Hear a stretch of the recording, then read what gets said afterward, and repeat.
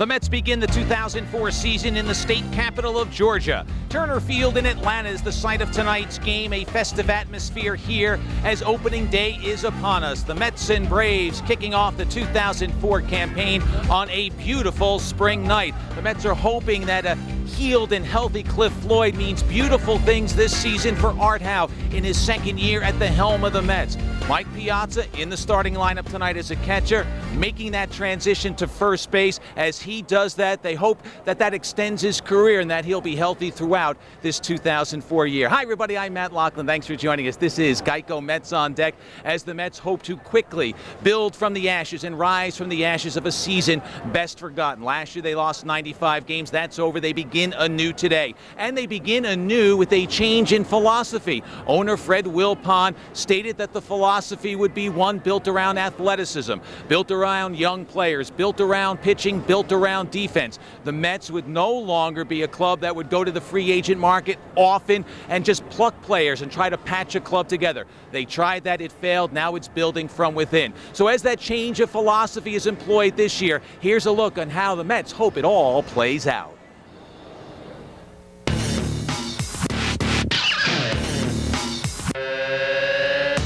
The 2004 Mets have made this old mantra their new motto. The offseason has seen a sea of change in the team's philosophy, focusing to build around defense. Defense, up the middle defense with Cameron in center and Kaz at short and Jose at second. We're going to be as good as anybody in this league. The speed and the range is going to be totally improved from a year ago. The initial step in this direction was a signing heard round the world. The Mets brought Kaz Matsui from Japan to New York. But he's got great range, a nice throwing arm, offensively switch hitter. He got a little juice from both sides. Four-time All-Star in Japan, so that tells you he can play a little bit and he's durable. Well, I'm very, very grateful that a lot of people have great expectations for me. But obviously, there's a lot of things I still have to adjust to with the change in the environment, like I mentioned before, the grass, the pitchers, and getting used to those, obviously, it'll be my payback. Coming from Japan, Matsui has brought a lot of attention to the Mets infield. Well, the number of Japanese press isn't really getting on me. I'm just kind of surprised because I never had this much media people following me around. The thing about the pressure is how I handle it is I turn that into a positive thing, make that to my power. The media will not be the only people covering Shea this season.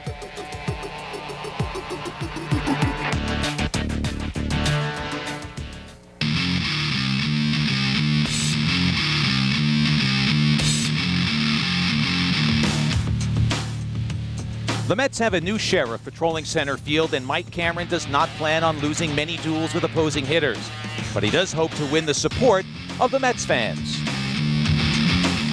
When you go play in New York, when you're on another team, it's like it's electrifying. I don't care what side you play on, it's like electrifying because the passion that the people have for baseball. That's the kind of passion and appreciation that you get out of New York, That's what I thought about as I made my decision. He just makes it look easy.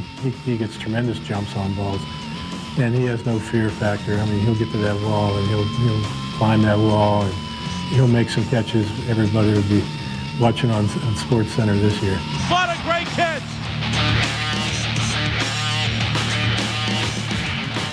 Jose Reyes is the player most affected by the shift in philosophy as he shifts to second base. Sidelined with a leg injury for the past few weeks, he should return to the lineup soon. He made it easy on me when I went down to talk to him about it. His response was, above what a 20-year-old, what you'd expect out of a 20-year-old. They sat down with me in the table. They told me, Reyes, we have to move you. I say, they say that's for the team better. I say, I'm the team player. If that's better for the team, and do it, no problem. Oh, it's never easy from one side of the infield to the other, but he's so talented that he's doing it. He's going to be one of the best in the league once he gets his acclimated to game speed and everything over there.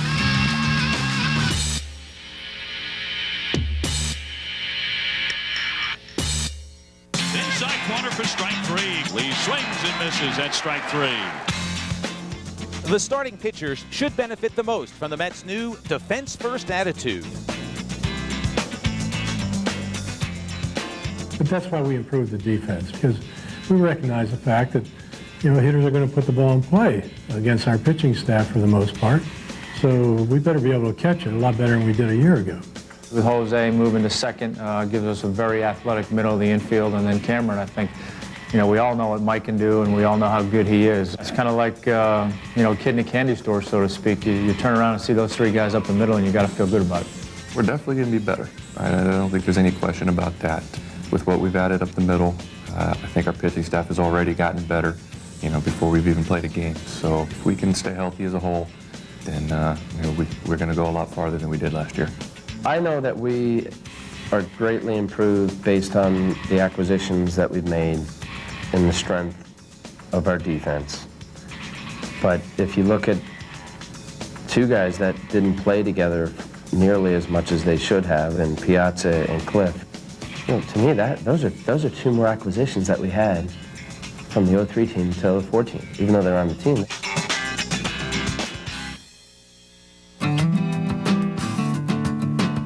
Cliff Floyd and Mike Piazza struggled through injury-plagued seasons in 2003. Floyd played hurt through most of last season and was eventually forced out of the lineup because of an Achilles injury. I was affected by a great deal because, with me being such a big guy, I need my legs, I need my, bottom half. And when you don't have that, you tend to compensate, with other parts of your body that tend to get annoyed also. So that was the most annoying thing, was not being able to get to a certain pitch I know I could hit, but I just couldn't get to it. Floyd had surgery at the end of last season and is now healthy. Last season, as if having Floyd hurt wasn't bad enough, the Mets lost all-star Mike Piazza for almost 3 months in the heart of the season. We missed a lot of time, Cliff missed a lot of time, and combined they only played 37 games together. So if we have them in the lineup, our offense is going to be much different. As the Mets' offensive focal point for over 4 years, Piazza will also carry the company line of winning with defense. He's expected to see some action at first base this season, a part-time change in position that will help both the team and Mike. And it's a move that Mike is welcoming this year.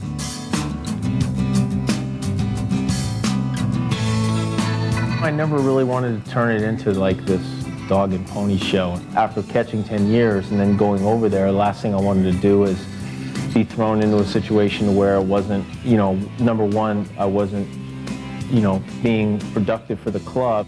Now it just seems that we've turned the page, we've turned a corner, and now we're all on the same page, and I'm preparing myself to do the best that I can in both positions. So it's a positive all around. I think he's just glad that he's got a chance to use a whole spring training to get a little more acclimated at first. He really wasn't ready for it last year, but he is now, and I think he understands that it is going to prolong his career and give him more plate appearances.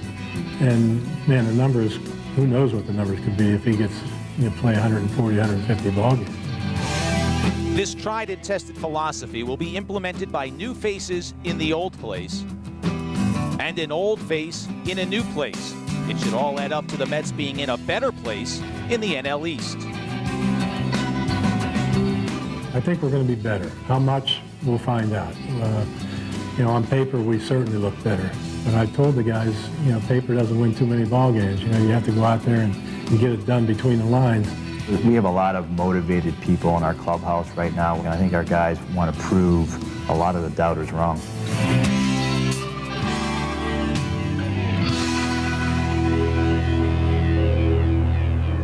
The new philosophy is employed for the first time tonight. Mike Piazza will be in the cleanup spot behind the plate as the Mets open up against the Atlanta Braves. We'll have more on Geico Mets on deck and talk about the pitching matchup after this. Players from youth leagues throughout the greater Atlanta area participating in opening day ceremonies here at Turner Field. The New York Mets being introduced to the crowd on hand. One of the great rights of opening day is the entire roster, the coaching staff and the support staff is introduced. The Mets are certainly hoping that there are better days ahead in 2004. Look at the Geico National League East standings. The Mets, of course, finished dead last with those 95 wins. They want to turn around, and they want it to start now. Some news from the Mets today. They announced that Steve Traxel, who had an option year on his contract for next year, was a player's option, had that year guaranteed, and that option was moved to 2006. So good news for Steve Traxel, who has certainly found a home here in New York. And that is what Tom Glavine is trying to do. Well, he literally has a home in the New York area, but last year was one that he would like to forget, as in fact the Mets would like to forget about last year. A great career, potentially a Hall of Famer, but last year was not a good one at all. Just 9 wins, 0-4 against his former team with a very high earned run average. So as he makes his 6th opening day start of his career, he's hoping that a new season means a rebirth with the Mets. Being a year removed from all that now, I think it will be different. It's still going to be different for me to pitch there than it will be anywhere else, and it probably always will be. I mean, you don't erase 16, 17 years of your career and never think about it again. So it's always going to be different there. But, with the changes that they've gone through now, and a lot of the guys who I play with not even there anymore, and for me being a year removed and things not being so crazy and so new, I think it's going to be a lot easier for me to kind of go in there more relaxed and treat it like another start, more so than it was last year. Now I just have to translate that into having better success than I did against them. It starts tonight against this lineup. Rafael Furcal will lead off. You'll notice some names missing. Gary Sheffield, Javi Lopez. Atlanta is in somewhat of a rebuilding mode, but they still have Chipper Jones and Andrew Jones, J.D. Drew, a new face. Julio Franco added 3 years to his age this year. He now claims to be 45.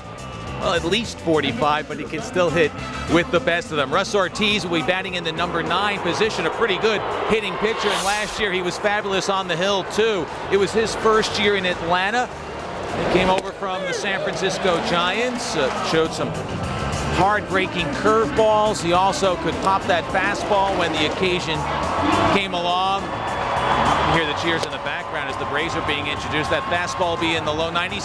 He went 21-7 last year. That led the NL in victories, but he was only 2-2 against the Mets with an ERA near 6. He does walk quite a few batters, most in the majors for the period you see there. So here's the lineup that the right-hander will face tonight. Kaz Matsui will lead things off and play shortstop. Ricky Gutierrez, playing for the injured Jose Reyes, will bat second, followed by Cliff Floyd and Mike Piazza. New acquisition, Mike Cameron will be in center field batting 5th, followed by Jason Phillips, Kareem Garcia in right. Ty Wigginton down to the 8th spot, and Glavine will be on the mound. Speaking of Jose Reyes, as you know, he begins the season on the disabled list. It is a look at our hip injury update. Reyes is eligible to come off that disabled list on Saturday, but the word is he will not do so. In fact, he is considered to be doubtful for the Mets home opener on Monday afternoon. And Al Leiter, of course, injured. A very scary moment over the weekend for Leiter. Continues to show some improvement. His start on Thursday was pushed back to Saturday. That's where he'll go for the New York Mets. Kaz Matsui looking around, his first major league game. The Braves being introduced, Mike Piazza and Cliff Floyd, such integral members of the Mets. How they do will determine a long way how the Mets will do. New stage for me, different challenge. It's going to be very exciting. I'm looking forward to doing some good things here. Daylight savings time means just a little more sunlight before the ball game begins. We are approaching dusk here in Atlanta. We are approaching the first pitch of opening day. The Mets and Braves kicking off the 2004 season. The Mets hoping for much better things this year. If they are to occur, a key ingredient will be good health. That leads us to our Just for Men hair color rejuvenating play of the game. Just for Men, more than a hair color, it's the Rejuvenator. Mike Piazza missed 3 months, nearly 3 months of action last year, finally returned from injury on August 13th, and in that first game back, hit a home run against the San Francisco Giants. That was good news, his comeback.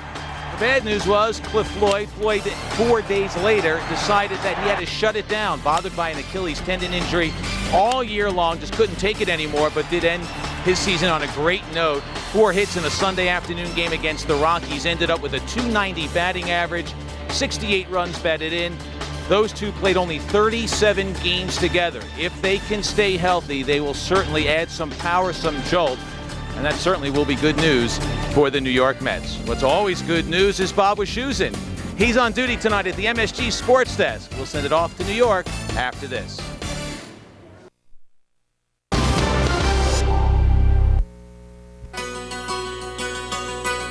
You really get pumped for opening day. It's an honor. It's America. It's a lot of butterflies. A fresh start. A lot of excitement. It's a new optimism of, hey, we're coming out again. It's just the rite of passage, you know.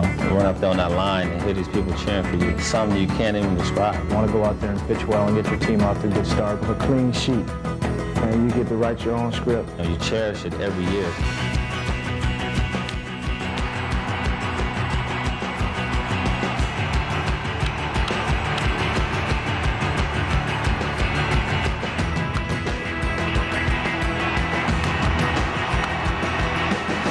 Excitement. A renewal. Everybody's got a chance. It's going to be very exciting. It's the start of the new year.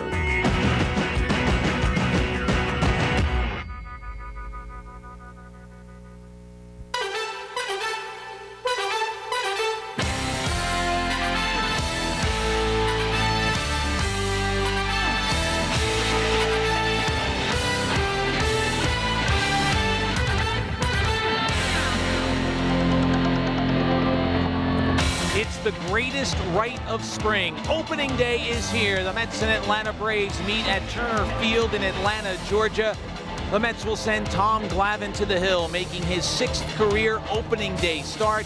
He'll be opposed by last year's leading winner in the National League, Russ Ortiz, who finished last year at 21-7. Well, it's a big crowd, not quite a full house, although they were hopeful of selling this game out. No lack, though, of fans here to support Kaz Matsui in his first game. First major league game in America, and he'll lead it off for the Mets tonight. Newcomer Ricky Gutierrez will replace Jose Reyes. Mike Piazza has that rare record. He is a right-hand batter who's had success against Russ Ortiz. Mike Cameron bats 5th. Kareem Garcia, his first game as a Mets 7th. Ty Wigginton bats in the 8th spot. And on the hill, Russ Ortiz led the National League with wins, 21-7 last year. Hard-throwing right-hander, particularly tough on right-handers. Also, that 102 walks led the National League too. That's what gets him in trouble. So all eyes now on Kaz Matsui. And he swings at the first one and drives one over Andrew Jones's head, and he drives it to the wall. He drives it out of here on his first pitch. Kaz Matsui jumping on the first pitch of the season, and he homers to dead center. What was that about spring training again? They were worried about him, right?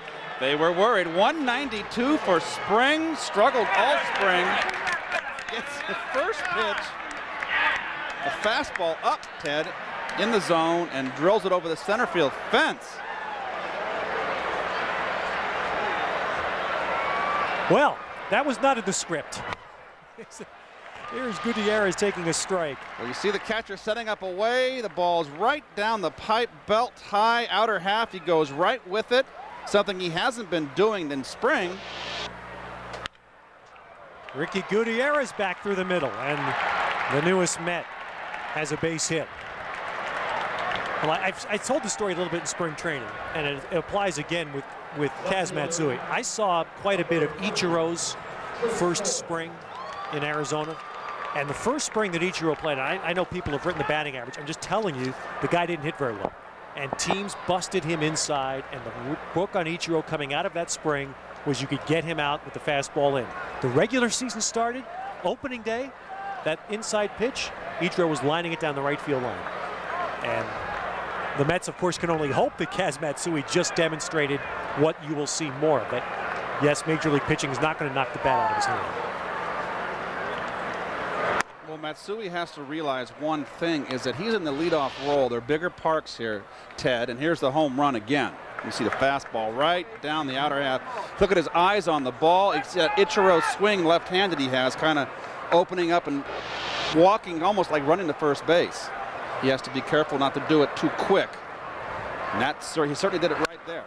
And Cliff Floyd hits a high ball to right field. Tough home run field here, though. But look at Drew have to go all the way back and catch it right in front of the wall. Wow, Cliff Floyd gave that a ride to a tough part of the park to hit one out. And put J.D. Drew against the fence. Well, it's a fastball again. Ortiz likes to challenge hitters. That's not where he wants to get it out over the middle. He just did not get it in enough, and fortunately for Ortiz, Floyd got under it just enough where it didn't get out of the ballpark.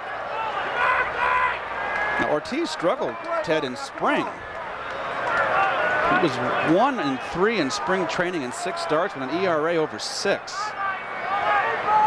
Facing Piazza. We mentioned earlier that Ortiz, who does not really have a signature pitch. He's a guy that pretty much lives on fastballs. He reminds me a little bit of Curt Schilling in the way he operates. He likes to throw that high fastball and does have a good curveball. But right-hand batters last year only hit 187 against him. Piazza is the rare right-hand batter who has been able to hit Ortiz. You look at the other righties in the Mets lineup tonight, and none of them has had any luck at all with this guy.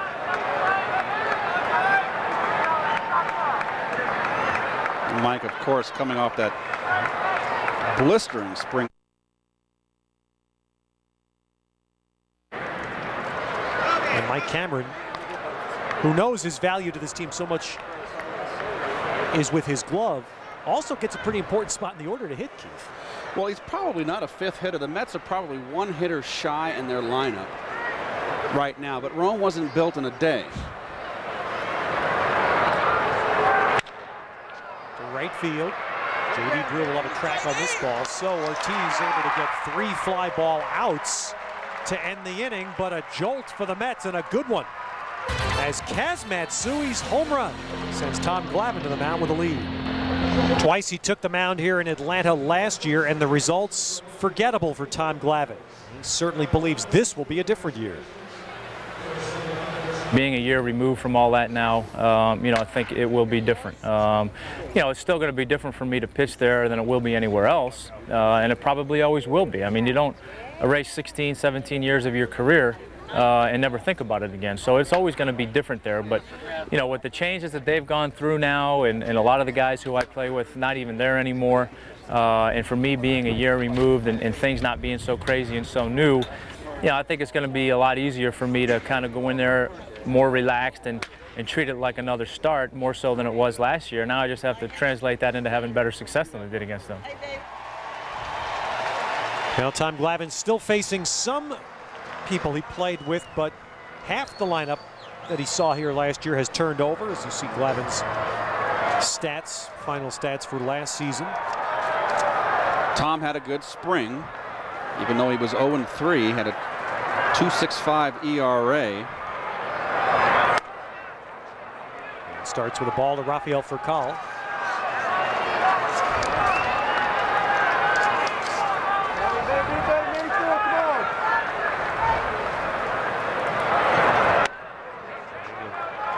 Get that outside, missing 2-0. Well, this is the approach that you have to have, particularly if you're a right-hand hitter against Glavine, is don't swing at that baiting sinker ball that starts out in the outside corner and dips outside the last minute.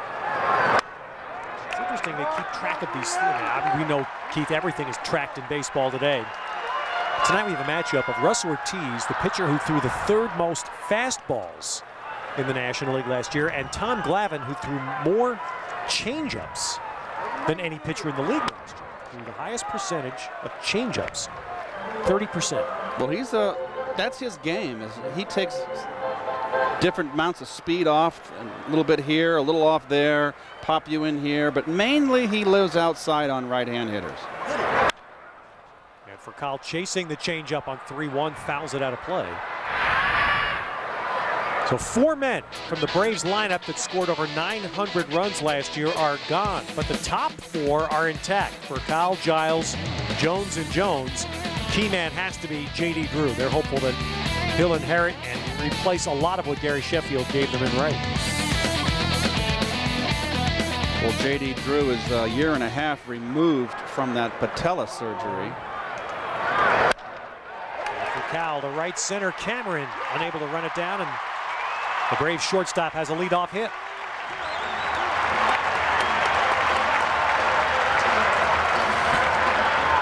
Well, the defense for the Mets is going to set up for this game. We got the newcomer, Mike Cameron, the Gold Glover in center field. The platoon out there in right field, Kareem Garcia, of course, the former Yankee left-hand hitter. The platoon end of that will be in right. Floyd in left. The infield is Phillips, Gutierrez, Matsui, Wigington, and behind the plate, Mike Piazza. So now Marcus Giles batting. And he swings at the first one and sends Cameron a long way. Cameron a long way, and it is gone.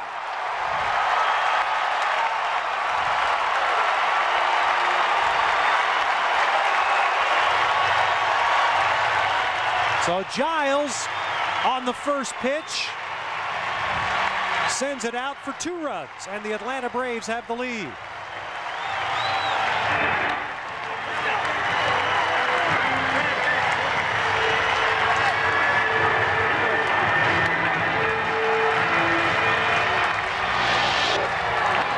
Well, here we go again. A fat right down the middle. Even though it was down, it wanted to get it away. You saw Piazza's glove come from the outside corner and move over the middle.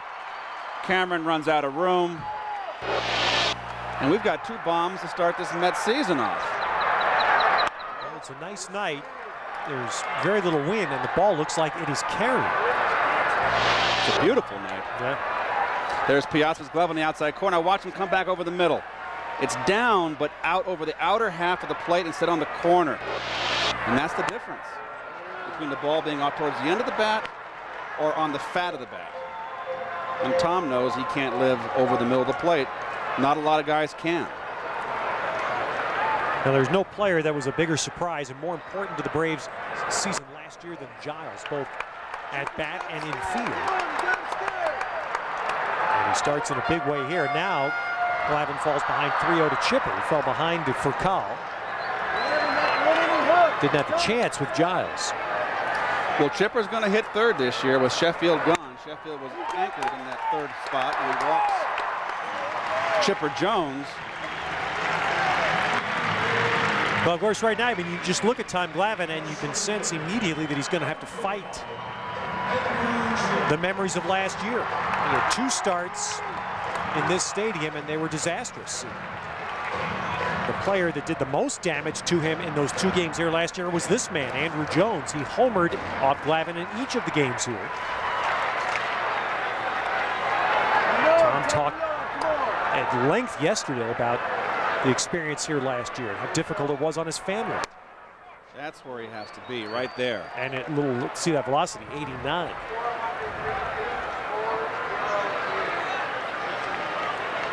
Andrew Jones is going to be the cleanup hitter against left-hand pitchers. And against righties, they're going to flip-flop him with J.D. Drew. J.D. Drew will become the cleanup hitter. That's what Glavine needs here. And Matsui turns. Yes, just does turn his first Major League double play. Andrew Jones made that a lot closer than it should have been.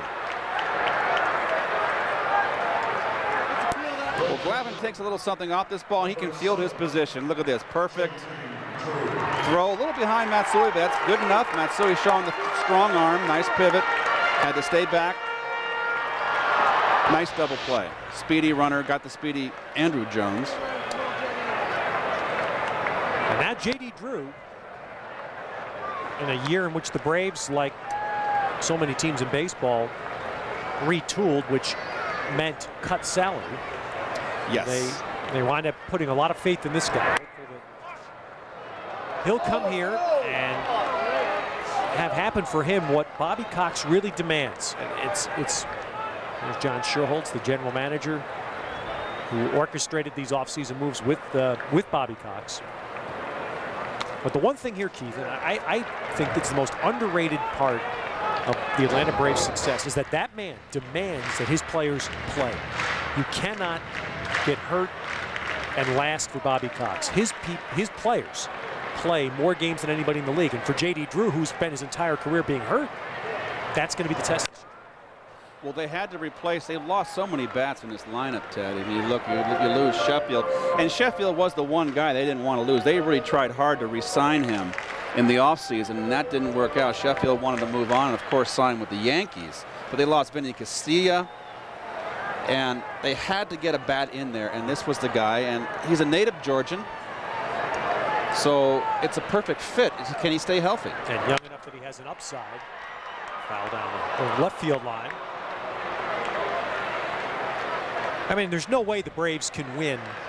You would think there's no way they can win the way they did last year, which was by bludgeoning people. They scored more runs than any team in baseball except Boston.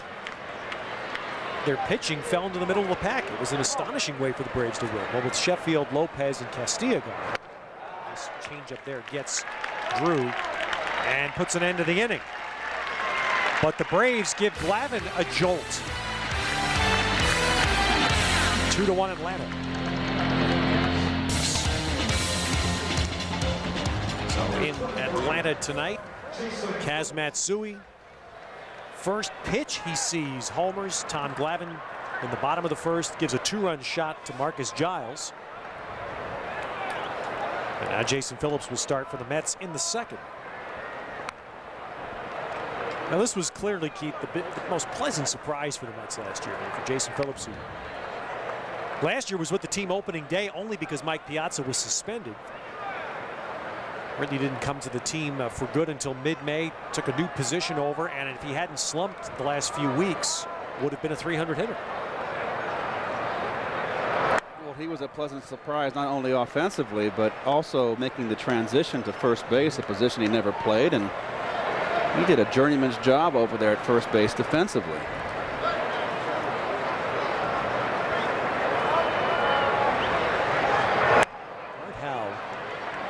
Keith, you can speak to this from your experience. Art Howe had some decisions to make, and we're going to see them in this inning about a batting order.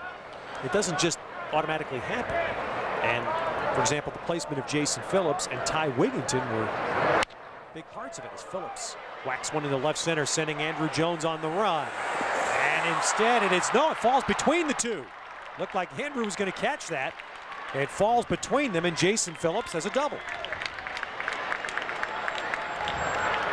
Andrew and Chipper had a little mix up there at the last, perhaps.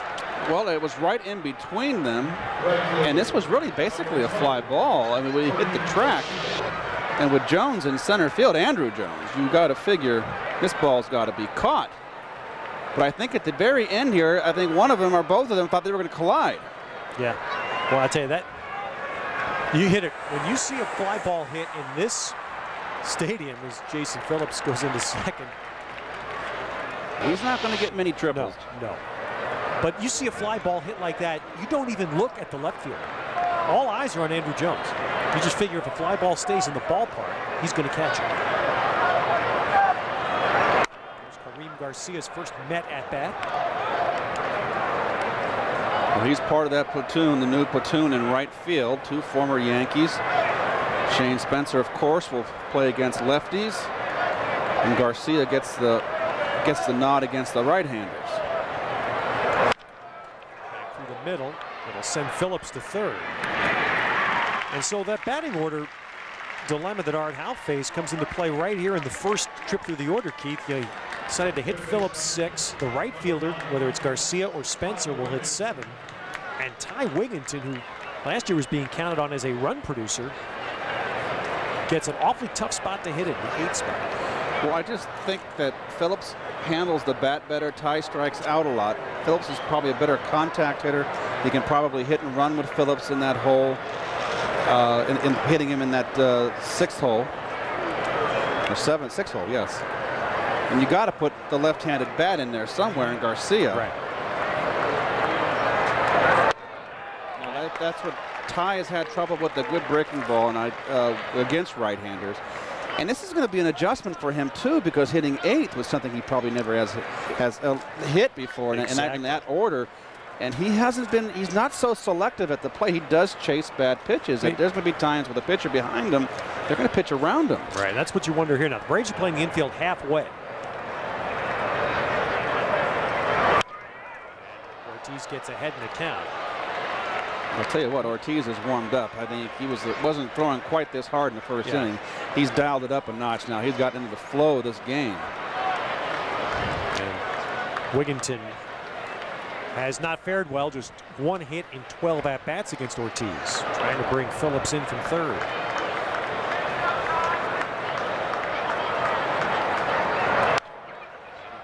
Get him with the fastball jamming and a foul back. Well, Mets fans, visit Mets.com, the #1 site for live game pitch-by-pitch coverage, MLB.tv and MLB.com game day audio, Mets.com. Mets baseball is always on.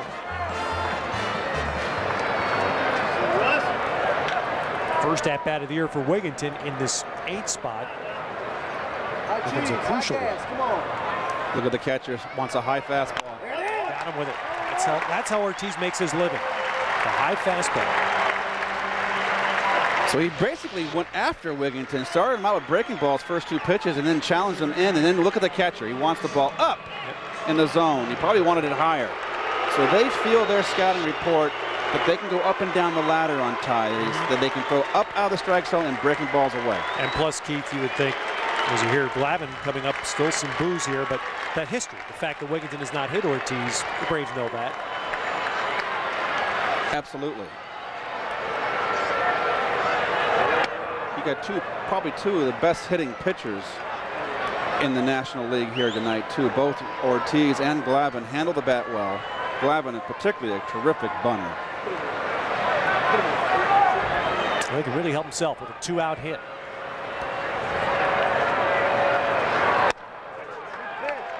You know, we've all in our career struck out and left the guy stranded on third base with less than 2 outs.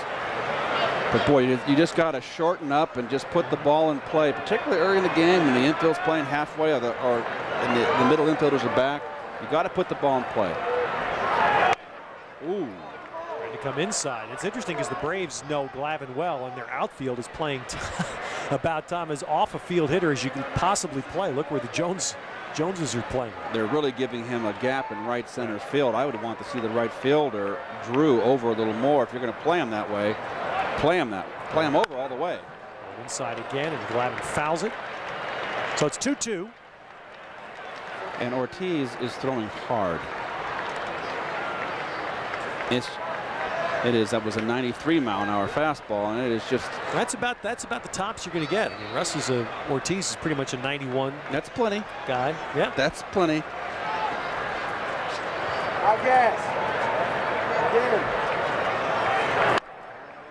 So it's 3-2 to Glavine. Ortiz 8-3 against the Mets lifetime.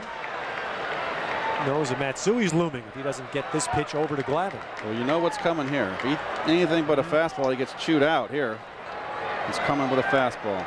And that is grounded. Nice stop by Mark DeRosa. But the throw skips by Franco into the dugout. The Mets have tied the game, and Glavine will get second base. Well, DeRosa's part of this new look Braves, and they're going to give it a base hit for Glavine and an RBI also on the play, and they're going to call an error, the advancement to second base on the throw. Nice play by DeRosa. Now he's a second baseman, basically a middle infielder. They lost Benny Castilla. He's gone to third base now. A nice diving play, just the throw wasn't there. Wow. And Mr. First Baseman there, old Julio didn't. Julio Franco is not a first baseman by trade, and there you go where a first baseman putting someone there out of position. I'm being biased here. How it hurts you. Exactly. As I say, that not a graceful play at first base either. Matsui takes one inside. So you notice how he pitched a little hard one inside to Matsui first pitch, saying, hey, don't be leaning out over that plate.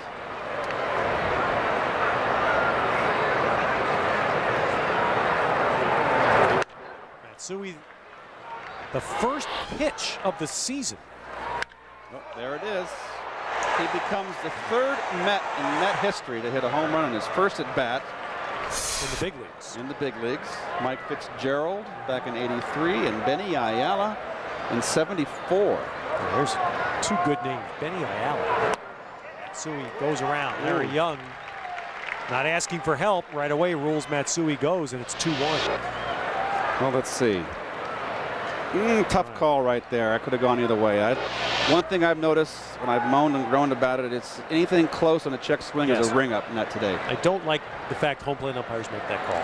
I think they do it to just speed the game up. Yeah. They've been told. pulled. Matsui delivers his second hit, his second RBI. I'm telling you, it's shades of Ichiro. He gets the ball inside and he pulls it. Now that hit right there is more impressive to me than the home run. Agreed.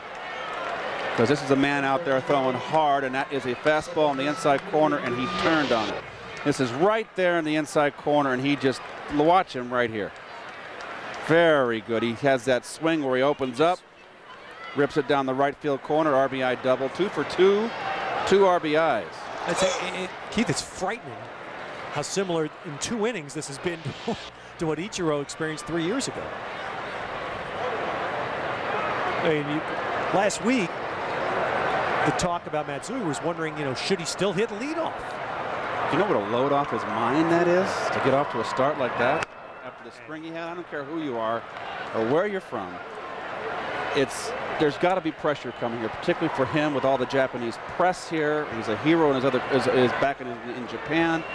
Coming here in a new league, the big leagues, to get off to a start like that, what a relief. Gutierrez hits a ground out here for Cal. Well, it's about 11 a.m. if I'm correct, tomorrow, 11 a.m. tomorrow in Japan, and I guarantee you that virtually everyone in that country now knows what Matsui has done to give the Mets the lead. Opening night in Atlanta, the Mets and the Braves, the final 2 National League teams to play their season opener, and a lot of fireworks already. Kaz Matsui with a home run and an RBI double in his first 2 at-bats. Glavine now coming out with the lead for the second time, facing Julio Franco, then Johnny Estrada and Mark DeRosa. Julio Franco, the opening day first baseman, will not be the regular though. Adam LaRoche, a rookie, the son of a former big league pitcher, will be the first baseman for the Braves here tomorrow night and against right-hand pitching. He's a left-hand hitter, had a great spring, made the ball club. So they're probably going to let him not play against the tough left-handers and ease him in. Julio Franco, of course, hits left-handers terrific. He's terrific against them. 351 last year. People talk about pitchers that pitch into their 40s. Here's John Franco tonight. He's here at 43 in the Mets bullpen again. I mean, Julio Franco could be 56 for all we know. This guy's amazing, isn't he? Yes, he is.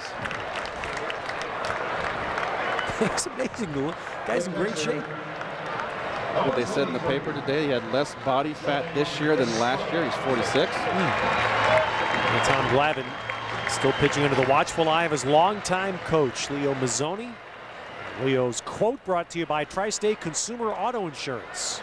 Well, it's a great comparison right there to Whitey Ford, the chairman of the board in Yankee lexicon and legend. Whitey, of course, one of the great pitchers of all time, left-handers. He's in good company. It's quite a compliment. Right about it. Whitey won about 250 games, didn't he? He's right in that I think so, neighborhood. Yes. Of course, for Tom Glavine, at 38, that carrot still dangles ahead, although it was pushed a little bit out of his view last year. But that carrot of 300 wins. Tom Glavine at 251 to start this year. Well, he's 38 years old.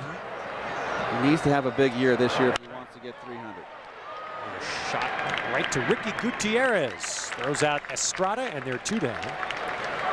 Well, you look at a guy like Jamie Moyer still pitching well in the American League at, I believe, 41, so it is not out of the realm of possibility, but I think you're right in that last year was the one off year that Tom would be at 40. He probably doesn't have margin for any more like that. And of course, last year, Glavine was impacted. He had 4 games in which he left with the lead, and the bullpen lost for him, and a couple were early in the year with Benitez, and then there were 3 other games Glavine pitched in which he surrendered only 1 run and got no decision.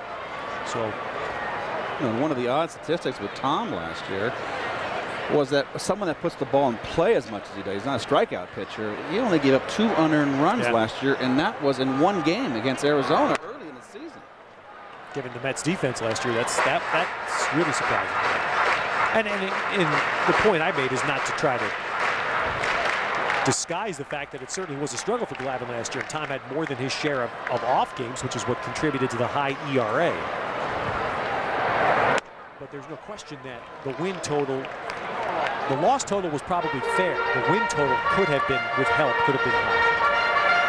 And you know, when you pitch for a last place club, it's hard to have a winning record. Yeah, which is, how do you explain Leiter and Traxel last year? Absolutely. A team that lost 95 games, the two of them pitched as if they were pitching for contending teams. 15-9 and a 16-10.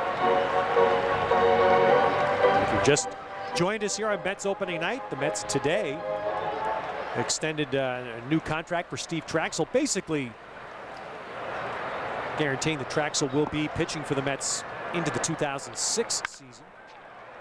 Ground ball smothered by Gutierrez. And he gets DeRosa. Well, that is what Tom Glavine needed. Coming back for the second time with the lead, he puts the Braves away in order in the second. All ground balls. Well, tomorrow night, take note that the Knicks will be on Fox Sports Net. Canon Business Solutions game night at 7. And the Knicks and the Bulls at 7:30 tomorrow night on Fox Sports Net. It's available in HD TV only on cable. As the Knicks come down the stretch here in their playoff run.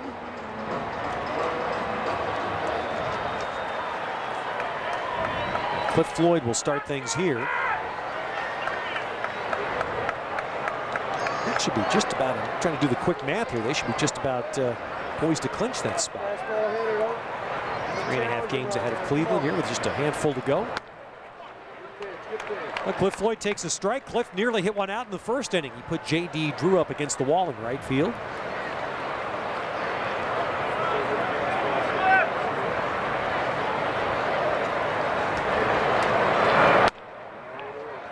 Keith, I keep looking at Cliff Floyd thinking this is a guy, and again, he's in his second year as a Met, has sort of been a little under the radar in the spring, but because that guy needs help. There's got to be another hitter.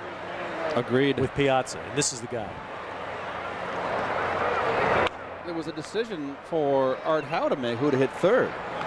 Whether to hit Piazza third and flip him right here and be your cleanup hitter, be Floyd. Floyd has the power to hit fourth, and then you, if he hit fourth, then you'd be able to go right, left, right. But I'm going to make Cameron beat me if I'm an opposing pitcher late in the ballgame, not Mike Piazza. So it's 3-1 now to Floyd. And that's no slight to Cameron, but you know, Mike Piazza's, you know, arguably the greatest hitting catcher in Major League Baseball history.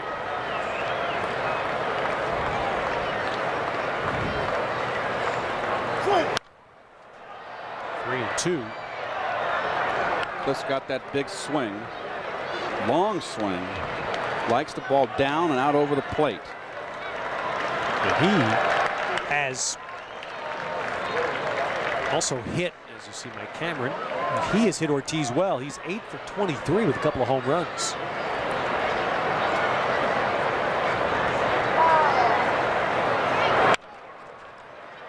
Ortiz quick off the mound.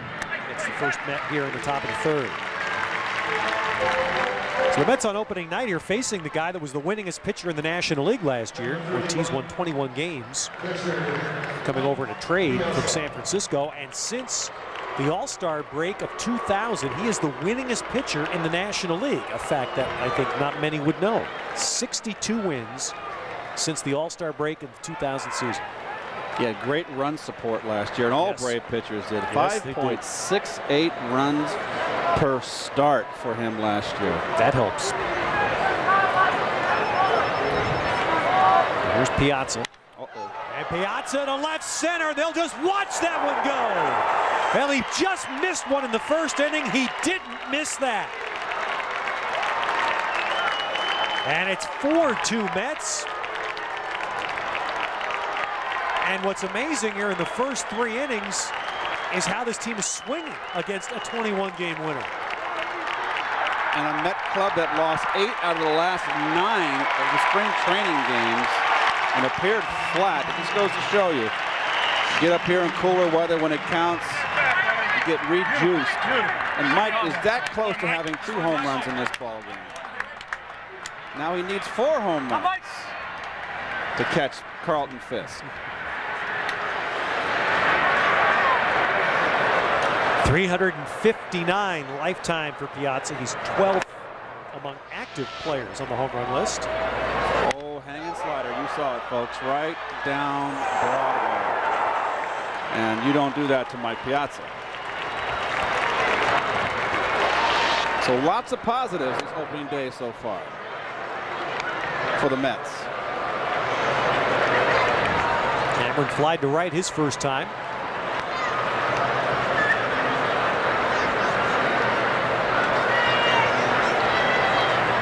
We'll watch this at the beginning, and it's obviously just the beginning. But it makes you think of the possibilities when Reyes does finally get here. Well, Reyes is the key, another speedster at the top of the lineup.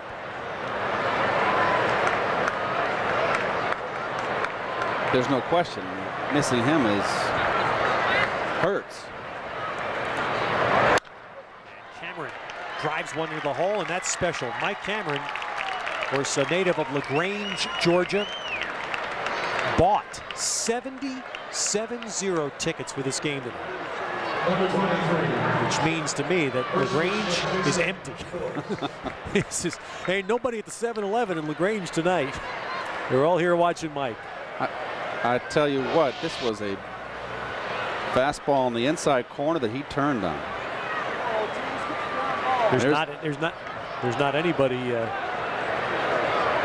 who feels better about that than Mike Cameron. And it's funny, the only guy that is not here tonight that's big in Mike's life is his high school coach. The high school coach said it's just too hectic tonight. There are too many people there. I'm going to wait before I come to watch Mike play. Well, we talked earlier, Ted, about Art Howe with this dilemma with the lineup with Phillips and Wigginton. Said he can hit and run with Phillips more. This is a situation to do it and try to bust this game open.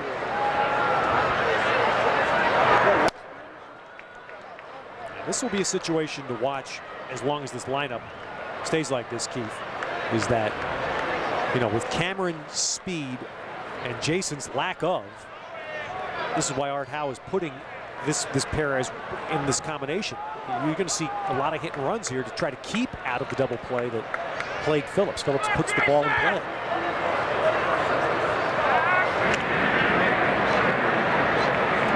You can do a lot of things here now, 1-0.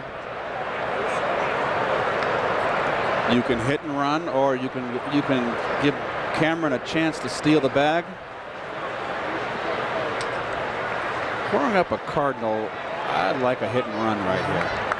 Big hole between the big hole. Really daring out there with that lead, and Ortiz has come close.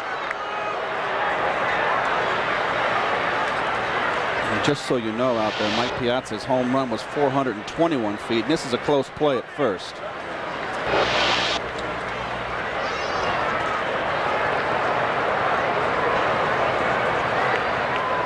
Good lead. It was a healthy one. Watching, and now Phillips sits 2-0. Cameron's stolen base totals dropped dramatically last year at 17 after stealing better than 33 of the 4 years prior. The one thing Mike Cameron brings, which is along the lines of what we talked about with the Braves, and it's something the Mets need, is a guy who plays every day. Mike Cameron, the last 5 years, has had at least 530 at-bats, 5 consecutive seasons. And here's his hometown. Let's take a little look at LaGrange, Georgia.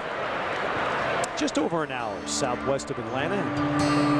Chris Carvelis, our cameraman, made a trip there yesterday. Visited, that's the house that Mike grew up in. Grandma Fannie Mae lives there. On a gorgeous spring day. Now we know why the Masters always look so good on TV every week. The Masters coming up, of course, this weekend. This is just gorgeous spring weather here. 2-1 to Phillips.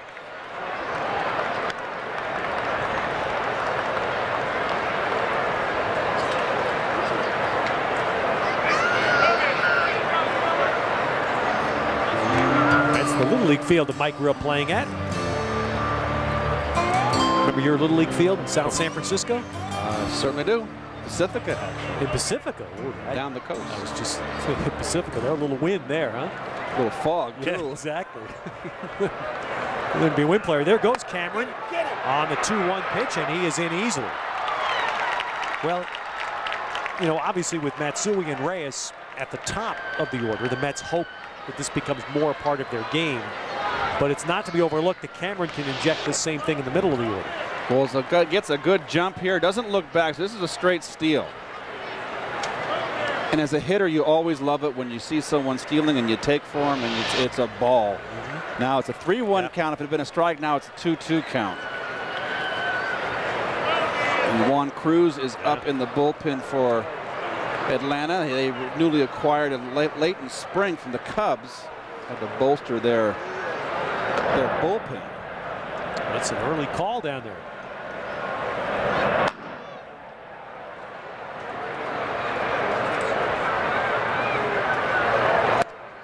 Phillips lays off. Well, that, see, the stolen base by Cameron there, Keith, was so huge because it removed the one thing you fear with Jason at the plate from the Mets viewpoint, which is the double play. Now that was away. Jason winds up walking. Now you got 2 men on for Garcia. Absolutely, and a left-hand hitter. So Leo Mazzoni makes a trip to the mound to chat with Ortiz. This is the first opening day start of Russ Ortiz's career. Of course, that honor here was the big 3. Yeah, that was it was either Glavine or Maddox here, or Schmaltz. Yeah, Schmaltz may have been back. Yeah, Glavine. Schmaltz had a couple opening day starts. Did he? Back. In 1990, there's only been 2 people that have had, other than those 3, that had a start on opening day. The other one was Burkett, John Burkett, because Maddox was hurt, having had the bad back in 2001. And That's a good trivia question. John Burkett, opening day starter for the Braves. Well, Karim Garcia, with the Mets up 2, bats with 2 on and 1 out. And Garcia's shot off the glove of Furcal. The runners had to retreat, so they'll only advance 1 base. The Mets have him loaded up as Karim Garcia drives that ball, but for all the world it appeared Furcal was going to catch it, and Mike Cameron had to go back to avoid being doubled off. This should be ruled a base. And a good base running by Cameron. Nothing he can do there. It might have been tough to double him off. You see, your initial move is to go to third, but showed excellent base running right there. That should be a base hit. You think so? Yes. Really? Why? Because it tipped his glove. I'm a hitter. Okay. But it's ruled an error. It's ruled an error. Bases loaded for Wigginton. And I tell you what, too, is that Garcia has kind of pulled off the ball all spring, and that's a good sign. He got a fastball out on the outside part of the plate and drove it right into left center field, right at the shortstop. That's a good sign. So the Mets just look like they were in the doldrums, and they've come to life. They look like they're very disciplined. Well, here's where you really want that good Ty Wigginton at bat, because you can knock Ortiz out of the game here. Well, you've got to put the ball in play here. And you don't want to hit into a double play, but you got a pitcher that's in trouble, that's laboring, and the base is loaded. He can't afford to get behind you. This is a situation all hitters should thrive in. But again, Wigginton has not fared well against Ortiz. He can't pitch around him here. His base is loaded. And that's the pitch that. Now that changes the whole at bat. Right, and that's the pitch that Wigginton has to lay off. That 1-1 pitch is sometimes, and most times in an at bat, a swing pitch. They see if he was going to bite on that bad slider. He didn't, and instead of 1 and 2, it's 2 and 1. He can't afford to go, or doesn't want to go 3 and 1. This is a hitter's pitch.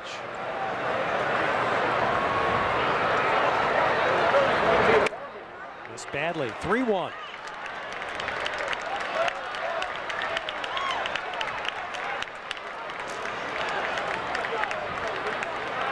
Stay controlled and compact as a hitter here. Don't try to hit the grand slam. You bust the game open with a double right here or a base hit.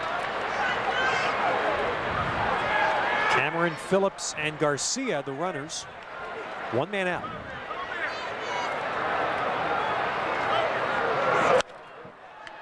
He may chase ball 4 there. I believe he did. Catcher set up away. I think this ball's outside and up. It would have been ball 4, but a good swing. Look at the level. A little bit of a reach. He had to reach for it. I think it was outside.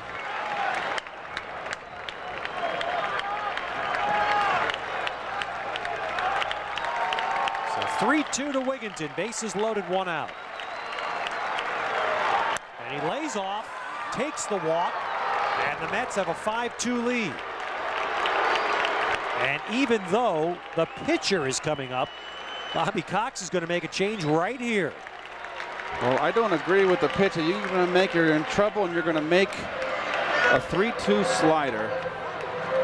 You got 8 guys out there with gloves on, and this is not a good opening day start for Russ Ortiz. So the Mets have jumped out 5-2. They still have the bases loaded as the Atlanta Braves make their Nextel direct connect call to the bullpen. Juan Cruz answers. Opening night in Atlanta, and the Mets have jumped out to a 5-2 lead and have knocked out the winningest pitcher in the National League from a year ago. Russ Ortiz, a 21-game winner. In his first opening day assignment, he is out in the 3rd inning. As the Mets have 5 runs in, they have the bases loaded with 1 out, and now they face a guy they know. And they've seen a little bit more than they care to of this guy, Juan Cruz, who came from the Cubs. Against the Mets, he looks like a much different pitcher than those numbers. In fact, on opening day last year, Juan Cruz pitched against the Mets at Shea Stadium and faced 7 batters, struck out 6. He's a hard thrower. Will the Mets squeeze here? I just don't. You can see the good fastball there. I just don't think so. Glavine handles the bat well. Is a good hitter. You got a slow runner in Phillips at 3rd, and the bases are loaded, so it's not a tag out at home. It's a force out at home. So I think they're going to let Tom swing the bat.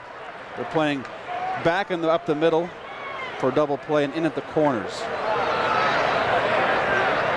And again, the outfield playing Glavine to hit it way towards left center. As Cruz misses outside, 1-1. Cruz was penciled in to be in the starting rotation with that good Cubs staff and just pitched himself off the ball club. He had such a horrific spring. With a 13.50 earned run average. 25 years old, and just his stuff is astounding. When he came in opening day last year, it was like watching a young Pedro Martinez again, in that just a live fastball and a terrific changeup. Well, he's just thrown 3 straight fastballs right there in the outside corner. You can see a little bit of a sink. Knee-high outside corner, hard thrower. His major league record is 8-19 with a 4.5 ERA. How do you figure that? Mistakes. And there's the line on Russ Ortiz, brought to you by OTB. And he's still got 3 runners out there that are his.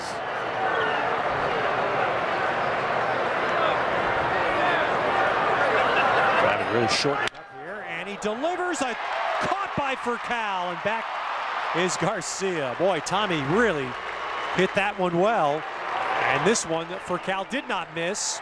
And good play by Kareem Garcia to make sure he got back at second base. Identical play with the line drive hit off the bat of Garcia the couple bats before. Now look at Garcia, the same thing. Did it better than Cameron as far as base running. That's just knowing where your shortstop is, knowing where your fielders are. Just see him turn around and see where everybody's positioned. That is just good base running. Now you've got your leadoff hitter. You're not out of the inning. You're still in it. So how about this for Kaz Matsui? A home run, an RBI double already, and now he hits with the bases loaded. And it's only the 3rd inning of his career, at least on this continent.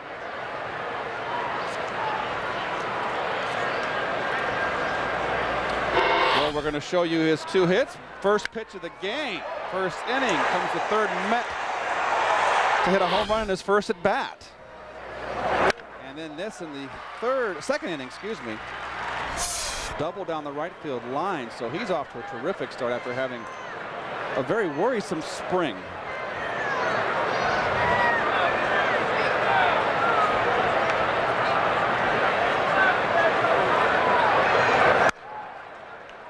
Cruz went 96 on the gun on that fastball.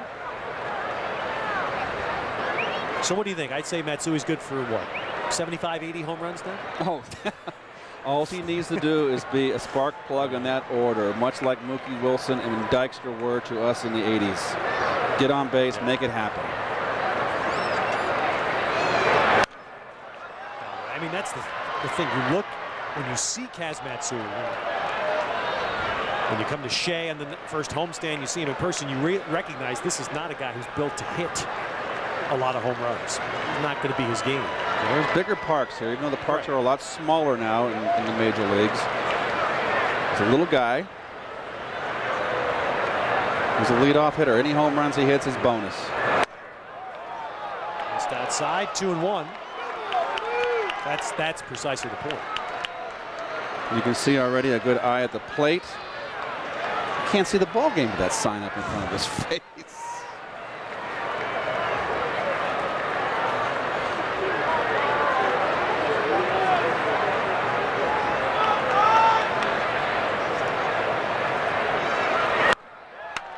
I had a conversation with Dusty Baker just before spring training started. Dusty had made a trip managing a major league team 2 years ago in the offseason to Japan. And he offered up the observation that everybody over there was talking about Big Matsui at that time, whom they knew was about ready to come to the States. But he said, let me tell you something, little Matsui, who is this guy, he said, little Matsui can play. That's the fastball that just missed inside that he was swinging at all spring. This fastball that is inside around 2 inches. He's laying off tonight. You can see there. Showing patience, full count. Runners will be in motion with 2 outs. Got to come to him. Left field line, slicing foul.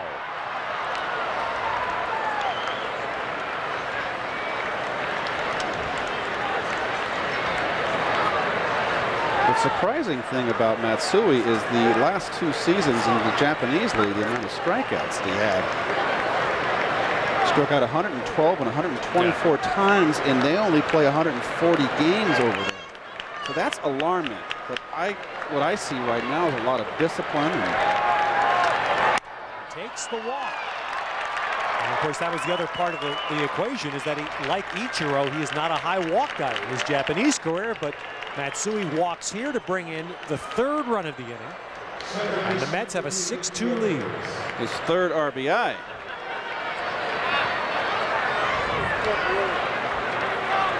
So he makes a big splash so far, Matsui. And the 9th batter of the inning is Ricky Gutierrez. This is a nice pickup for the Mets right here. And probably a pickup they would not have made, Ted, if it wasn't for Jose Reyes going on the DL. They had to shore up the middle infield.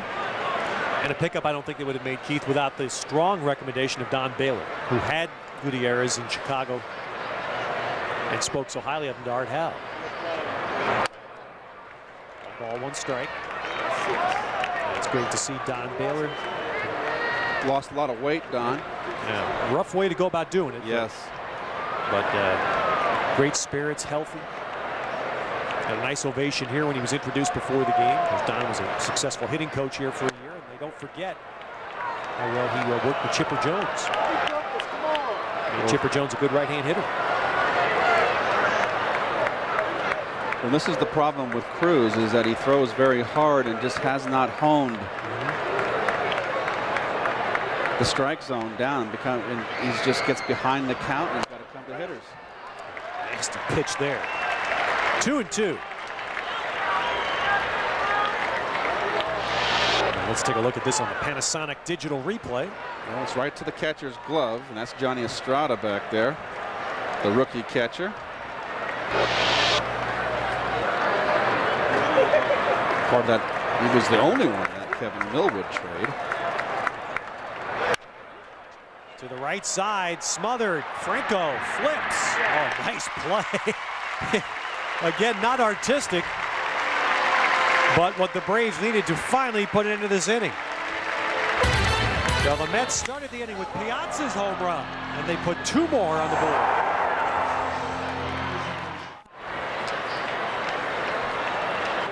The opening day starter for the Rockies, Sean Estes.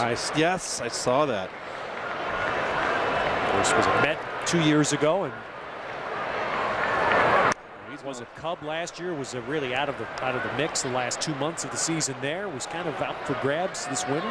He went to Colorado on a make-good deal. Not only made the team, opening day started. He's going to love pitching in that Rocky Mountain air. Who does? Now tomorrow night here, Steve Traxel pitches for the Mets in Game 2, and Mike Hampton goes for Atlanta. In this National League East race, I think Hampton's one of the key players. If you picked like a half a dozen guys that I think are going to determine who does what in the division this year. As Cruz is out on strikes, I think Hampton is one of them. Well, the Mets hope Mike Cameron is one of them as well. And for more on that, let's go to Matt Loughlin. All right, Ted, thanks very much. There are a lot of members of Mike's family and extended group of friends here. You mentioned 70 tickets thereabouts that they bought. Jimmy Thornton, his dad, is among those who are here. And so far, so good, Mr. Thornton. We're just going to ask you to stand up so we can get a good look at you. So far, so good from Mike in a Mets uniform. Yes, very good. I think he's doing well. And right now, we're happy to be a Met right now. And I wish, you know, he's doing pretty good. And I think, you know, he's going to do well. And the Mets going to win more games. That's what we're looking for. You know, more games, better, you know, just more wins, you know, because I think the only thing I worry about now is the media being hard on him, but he said he's ready for that, you know? Well, he's got to be ready for it, of course, because it is a big media area, but also you play like he has, he'll certainly win over the media. He talks so much about being able to come back through Atlanta on several occasions so his friends and family can see him play. Why was that so important to him? Well, you know, Mike is a real humble kid and good upbringing, and he loves everyone that supported him, you know. And he'll do everything he can to get all the support here, you know. So he wanted to show what he can do with all the surrounding people here close to doing what he can see him. We go out and see him, but just being Atlanta, hometown, you can't beat that, you know. He's just great. All right, we know about the Gold Gloves, we know about the All-Star appearance. What is it that we don't know about Mike Cameron at this point that we'll find out? Well, you'll find out he brings more to the game than what you see, the passion he has. He want to win, you know, and it's all about, you know, team and winning. Single compliments don't mean anything. If he don't win, it doesn't mean anything, you know. So he want the compliments or single compliments, not anything, but winning, make the team better. That's what Mike is all about. All right, Jimmy, thanks very much for your time, and enjoy the rest of the night. We will, thank you. All right, Jimmy Thornton joining us, fellas. Mike Cameron's dad, back to you. Yeah, he's got a great personality, Mike Cameron. Lightens up a clubhouse. He's good in the clubhouse, is right. Good for the ball club. Steadying influence. Foul to right field, shallow. Garcia on to make the play. So the Mets with a new right fielder, and I think Tom Glavine is quite pleased about that as Garcia makes that play. Well, he jams him here on a fastball up, and Kareem gets a very good jump on this ball, and the Mets are playing with a little bit of lilt in their feet. They look really stoked up. See the Panasonic digital replay. Playing sound baseball. Marcus Giles bats with 2 down.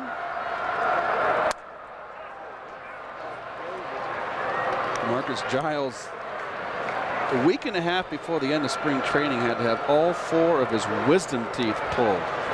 Missed around 5 games of spring training. No thank you. Ouch. Well, no problem tonight. 2 for 2 against Glavine. Of course, that gets Chipper Jones to the plate. You had your wisdom teeth out? They never came in. You're kidding. Just my uppers never, my bottoms never came in. You are a lucky man. Just the uppers, and they were the easier ones. I had them pulled. Anyone who's gone through it empathizes with what Marcus Giles had to say.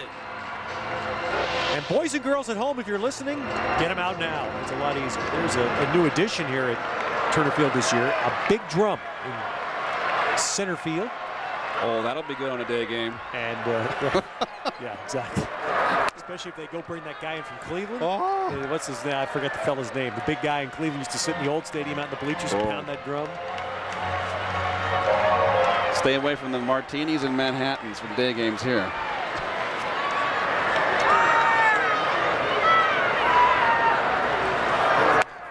Now to Chipper Jones, who walked his first time. Well, Glavine got for Kyle, but he couldn't get Giles to finish the inning. And now, if he doesn't get Chipper, he's got to face Andrew, the guy that hit 2 homers off him last year. There's a lot more pressure on the Jones, both Joneses this year. Shot, but it's caught in the air by Matsui, and the inning is over. So Glavine puts the Braves away in the 3rd. Fran will be along to join Keith in the 4th with the Mets up 6-2. Well, now it's time for our Aflac trivia quiz, Keith. Russ Ortiz won 14 games at home last year. Prior to Ortiz, who was the last Brave pitcher to win 14 home games? Okay. It's got no guesses this year. We're not allowed, Fran. Okay. Bottom of the 4th, we'll have that answer. We are in the top of the 4th inning, and Cliff Floyd leads it off. He flied out to right field, grounded back to the pitcher in the 3rd, so he's 0 for 2, and he swings and misses. Leads Floyd off with a changeup, Fran. He came in last inning to relieve Ortiz with the bases loaded and 1 out into nothing but gas, and that's the first off-speed pitch we've seen. And you can see he's got a good changeup. Well, if you just tuned in, the Mets came out smoking in this ball game. Kaz Matsui hit a ball over the center field fence to lead it off. First pitch, bang. Mike Piazza, also a home run in this ball game. We have a 6-2 contest. The Mets on top of the Braves. 7 hits in this game for the Mets and 3 for Atlanta. And 4 of those hits are extra base hits, Fran. 2 doubles and 2 home runs, as you said. Should score this one 4-3. One down. Now we're going to go back and take a look at a little history early in the ball game. Mike Piazza went deep. National League pitchers, this is not what to do to Mike Piazza. Hanging slider, and look at that. He's just so strong. Perfect, like a golf swing, straight up and down. Perfect balance. I mean, at the end, when he makes contact, he has that Mike Piazza classic lift, and he lifts that ball. So he's got a home run. He's in pursuit of Carlton Fisk, and he takes a strike. Of course, the Mets are going to attempt to get Mike Piazza a lot more at-bats this year by playing him at first base. They're optimistic he can make a smooth transition down there. It'd be great for the Mets to get him to the plate about 600 times. As Piazza takes a strike, it's no balls, and 2 strikes on Piazza with 1 out here in the 4th inning. Do you see Mike's expression there? He's let him off with 2 fastballs away. He's 0-2 in a hole. Well, that's a good piece of cheese right there. So he comes back with the hard stuff to Mike Piazza. 3 fastballs, and he gets him looking. Well, I got to think Mike might have been looking for a breaking ball there. You very seldom see Mike strike out. It's one thing, again, with a power hitter like Mike, doesn't strike out a lot. You very seldom see this, him take a called 3rd strike. Tell you what's amazing about Mike Piazza's whole career. He has never struck out, although being a power hitter and a good average hitter. He has never reached the 100 strikeout plateau in any major league season. That's unusual for a guy who's a power hitter. Also a guy who's behind that plate. Mike Cameron takes a strike, so it's 0-1 on Cameron. See a lot of power hitters when they go over the 100 strikeout mark, and it's accepted because of their power. Piazza's never been over that mark. Another guy who doesn't strike out a whole lot, Gary Sheffield, who played here last year. Well, Gary Sheffield is really the exception. He strikes out under 50 times. He's unbelievable. And that's, to me, anything under 50 is incredible. As hard as he swings. Here's a 1-1 pitch to Cameron, and it's inside. Well, Cruz has a very good fastball and a good breaking ball. Excellent changeup. He's just wild. He gets behind, and it gets him in trouble. Russ Ortiz, who started the ball game for the Braves, was knocked out by the Mets. The new look Braves. Gone is Maddox. Gone is Sheffield. And Javi Lopez. 13 players exited this ball club in the offseason. Well, it's amazing to me what Bobby Cox has done for 12 years managing his team. Now full count on Mike Cameron, who grew up not far from here. Look at the players lost since 2003. And there's some big names there. Sheffield, Maddox, Javi Lopez, Castilla. That's all last year. There's more to add to that list. Bobby told me as Cameron walks, Bobby told me they tried to sign Sheffield, did not try to sign Javi Lopez or Castilla. Bobby was the manager of this ball club. He was general manager for a while, became manager, and for 12 straight years, they have won the Eastern Division of the National League. In my opinion, that is some kind of feat. The toughest thing is to get to postseason. And he has done a great job, and he should be a Hall of Fame manager someday. Well, once this club was taken over, he absolutely Hall of Fame, was taken over by Time Warner and no longer Ted Turner. The purse strings got a little bit tightened, and I think that they're weak now with DeRosa at third base. That's a big question mark over there. Vinny Castilla was a veteran player, so there's a lot of question marks here with this ball club. Cameron on first base, and he stole a base in this ball game as Phillips takes a breaking ball for a strike. So it's 0-1 on Jason Phillips, who doubled left center his first time up and walked in the third. Man with good speed right there. Johnny Estrada, the catcher for the Braves. Good receiver, a fair throwing arm. Doesn't throw the ball as well as Javi Lopez. There's a long drive to left center field. That's way back, and it's off the wall. Jones plays it, gets it back in. Here comes Cameron to throw for foul. Not in time. The Mets have another run. They now lead the Braves 7-2, and Phillips starts off red hot here in Atlanta. Well, this is pretty much the same pitch that he got last time where he hit his double in the second inning that I thought should have been caught. Fastball down and in. Phillips a good fastball hitter. Thought this ball a chance to get. Hits the base of the wall. Automatic with Cameron on first and two outs, running with the ball. Contact. Automatic score. Fifth extra base hit for the Mets as a team. 2 doubles in this ball game for Jason Phillips. Kareem Garcia, the batter, he takes it inside. So if you just tuned in to Madison Square Garden Network, the Mets have jumped out in front with a 7-2 lead. We are in the 4th inning. Kaz Matsui, who struggled throughout spring training after injuring his finger, started the game off. First pitch, home run, center field fence. Well, here's the second inning. We're going to show you a Phillips' double here. That's a little out over the plate there, more so than the double in this inning. There you can see it's a little more inside, but same level as far as elevation, mid-thigh. Garcia takes inside, so it's 2-1. Full house here at Turner Field. Opening night, an opening night game. Mike Piazza has a home run.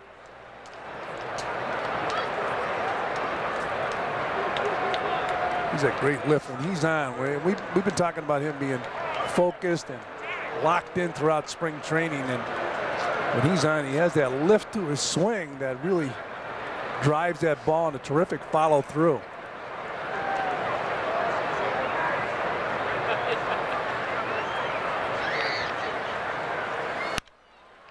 Pulled to the right side, score this one 4-3. It's 7-2 Mets as we go to the bottom of the 4th.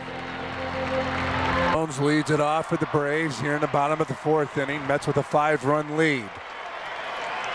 Tom Glavine in pursuit of his first victory opening night here in Atlanta.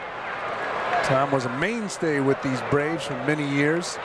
His best friend John Smoltz still with the Braves and doing an outstanding job when healthy out of the bullpen. The 0-1 pitch to Jones. He swings and misses at a changeup. No balls and 2 strikes. Keith, it's amazing when you see guys face Tom Glavine who played with him and try to pull him. You can't try to pull Tom Glavine if you're a right-hand hitter. Back outside. He gets him to bounce it back to Glavine. Glavine the first, score 1-3. 1 out. Now back to our Aflac trivia question. Well, the question was, who besides Russ Ortiz won 14, was the last Brave to win 14 games at home? What pitcher? I'll say Smoltz. What do you say? Ah! I'll say Phil Niekro. Hall of Famer Phil Niekro, over 300 wins. J.D. Drew takes the ball, so it's 1-0 on Drew. J.D. Drew is a kid that was drafted by the Phillies and refused to sign with them. Finally ended up with the St. Louis Cardinals, but immediately got into Tony La Russa's doghouse and had trouble getting out. Pulled foul. He's had injury-plagued career and serious injuries. He was the top collegiate player at Florida State. He has to be productive for the Braves to be tough this year, and he has to produce to the tune of Gary Sheffield's numbers last year. 1 ball and 2 strikes on J.D. Drew. Well, Glavine gets a call here. His changeup low and away. Ball just missed and got the call. And Tom seems to be settling in. Great for his confidence. Like anybody else, no matter how old you are, no matter how many years in the major leagues, if he wins a ball game like this against the Braves, it'll help his confidence. Well, after last year, I mean, he gave a very forthright interview about his season and the last start in spring training. And this should be an easy play. And it is. How distracting is it when it's that close to the base? It's distracting. You either have to go and get it quick before it gets to the bag or back up. You never want to get caught in this situation. But that ball was on the outside, on the inside the bag, I should say. But if I ever saw a ball that was going to hit the bag, I would try to get in front of the bag and get it before it had a chance to. If I couldn't, then you had to play it back. You don't know how it's going to come off the bag if it hits the bag. Jason Phillip is starting to enjoy that first base position. That's because he did so much catching in minor leagues. He said, you know what, I enjoy this. You wonder how much Mike Piazza will like it is the more experience he gets down there and his productive swinging the bat. There's only time to tell as Julio Franco takes a strike. It's 0-1 in Franco, who stays in magnificent shape. He's a weightlifter. Talks about nutrition a lot. Outside to Franco. 1 ball and 1 strike.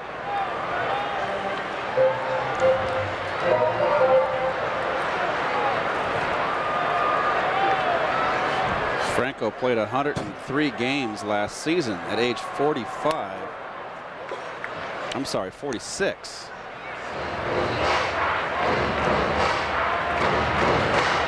He became the oldest player to play over 100 games.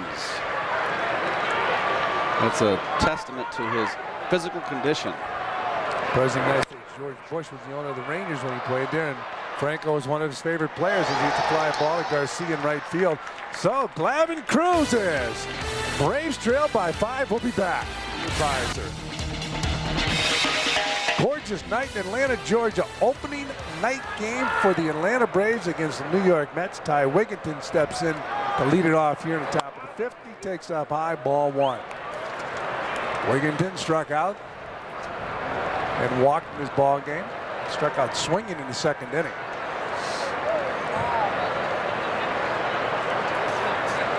That was a bases loaded walk.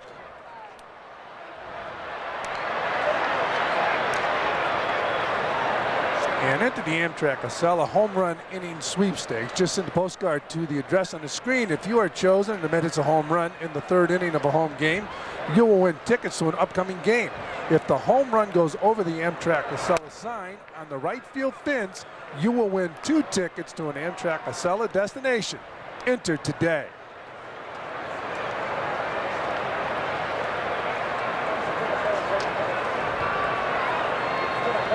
This will be the 3rd inning of work for Juan Cruz. Oh, good changeup. 2 balls, 2 strikes now on Wigginton. This is where you want to throw it to. Look at the location. Knee-high outside corner. That is nasty. That's a good pitch right there. You got to tip your hat there. And tell him, I dare you to do it again. Well, he threw him a fastball. He was late with the fastball, so it's still 2-2. I don't mean just do it again when there's men on base, but I can hurt you. All right, so I dare you. You're going to challenge. You're going to challenge him right now at the fastball. Yes. Oh, right now it's meaningless. It's 2-2. I'm just saying it from a hitter's perspective. If they make a pitch like that, a tough pitch like that, men on base. Ground ball to short for Cal. Got him. 1 down. For Cal, another one of those shortstops that throws the ball like a catcher from his ear. He has a cannon. Well, he's a fine player. See here, he gets in front of the ball. 2 hands, kids out there. That's the way to do it.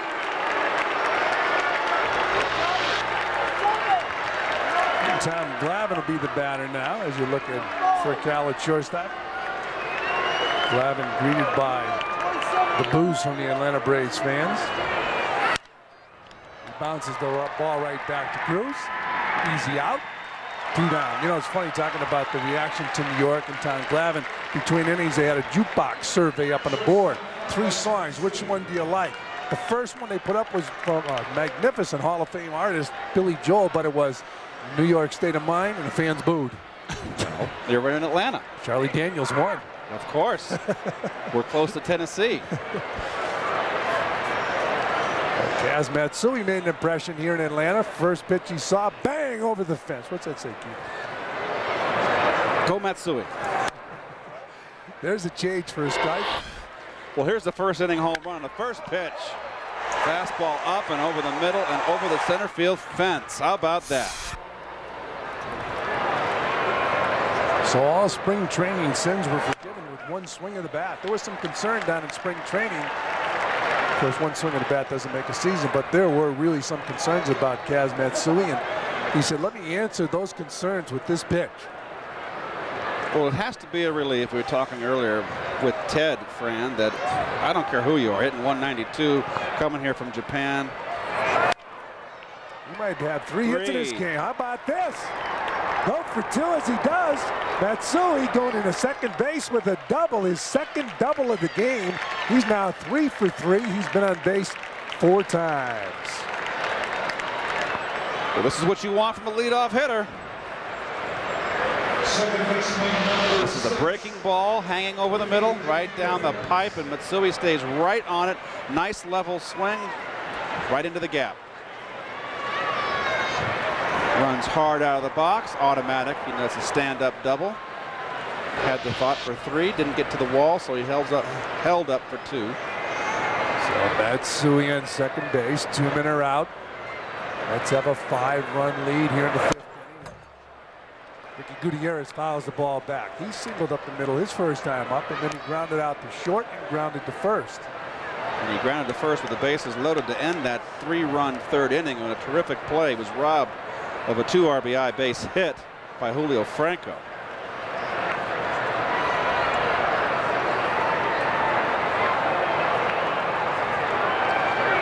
Gutierrez needs more time. Veteran shortstop moved to second base with Cleveland when the Mets acquired Robbie Alomar. It's the ball hard, but right at DeRosa. So that'll do it for Gutierrez and the Mets. They fail to score, but Matsui got his 3rd in the ball game. It's 7-2 Mets. It'll be Johnny Estrada, Mark DeRosa, and then Juan Cruz for the Braves as we go to the bottom of the 5th inning here at Turner Field. Tom Glavine with a 5-run lead. If you missed it, Kaz Matsui had a home run in his ball game. So did Mike Piazza. Jason Phillips, a couple of doubles. But Tom Glavine, who told us down in spring training that he's not only concerned when he has a bad year, he always looks at a good year too. He wants to improve himself. There's a drive to center field. Cameron chases it down. 1 out. By the way, folks, next era of heavyweight boxing begins Saturday, April 17th in Madison Square Garden when IBF champ Chris Bird battles Andrew Galata. Plus WB champion John Ruiz takes on top-ranked challenger Fraser Okendo. Tickets are available through Ticketmaster or at the Garden box office. Boxing at Madison Square Garden. Well, Glavine, after getting up the 2-run home run to Giles in the first inning, has settled in. This is vintage Glavine. Outside, outside, outside, occasionally inside. Change speeds. You know, has not thrown a breaking ball yet. No, you know, Keith, as a catcher, you'd love to catch somebody like this because he's got great control. And he looks like, you know what, the responsibility's on my shoulders as the pitcher. There's a drive to center field. Cameron going back and making it look easy.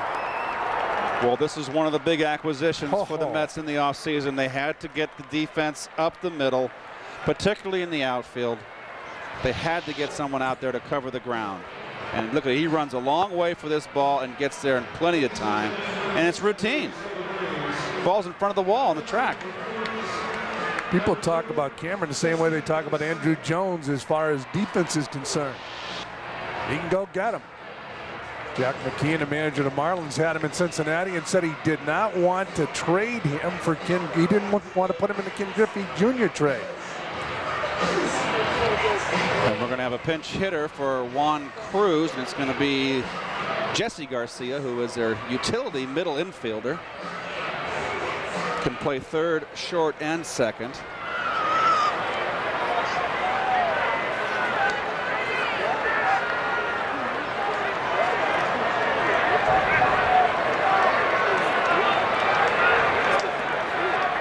So Garcia, the batter, he had 306 with 17 doubles in 100 games for AAA Richmond in 2003, and he takes a strike from Tom Glavine. You know, getting back to talking about catching a guy like Tom Glavine, you go out there, you catch a ball game, and you just put the fingers down, and it's got to be a delight to catch him. Rarely misses the glove. Ball's bumped in front of the plate. Piazza. Wait a minute, they're calling him. Did he run inside the line, or was it a foul ball? They're rolling interference and maybe hit him out of the box. Bobby Cox came running out immediately. I think he threw the bat out in front of Piazza as interference. I thought if it was inadvertent, it wasn't interference. We're going to find out. Bobby Cox talking to Larry Young, the home plate umpire. Take a look again. It had to hit him, and the bat's not even anywhere close. It had to hit him. You know what? It didn't. Didn't. Take a look at it again from the camera way up top. I don't think it hit him. He caught him out immediately. Yes, he did. He must have thought the ball hit him. So the Mets might have caught a break. We will re-examine when we come back. The Mets are on top of the Braves, so stay right there. Well, good call by the home plate umpire, Larry Young, as we review and review and review, and this is what we saw. Watch the left hip as we start it rolling. Keith, I don't think they're listening to you. Well, we'll take our word for it. It hit him in the hip. So good call by Larry Young, home plate umpire. As we go to the top of the 6th inning so far, the Mets have a 5-run lead. They have 9 hits. Braves have 3, and that's a good pitch right there. And Cliff Floyd just couldn't get out of the way. Made contact and bounced out, score it 1-1. Nitkowski going over and making the play himself. Well, C.J. Nitkowski was signed with a minor league free agent. Here he just jams the heck out of Cliff Floyd. Didn't want to swing off the strike zone. Made the ball club. He's the only left-hander in the bullpen, partially due to the fact that Armando Almanza, the other left-hander, is on the disabled list with a tender elbow. Well, Mike Piazza, the batter, he hits it right back to the southpaw. So he's busy, first 2 outs. Nitkowski does it himself, 2 down. Well, 2 pitches, 2 outs, you're right. Nitkowski in 2001 finished the season with the Mets. Was 1-0 with the Mets in 5 games.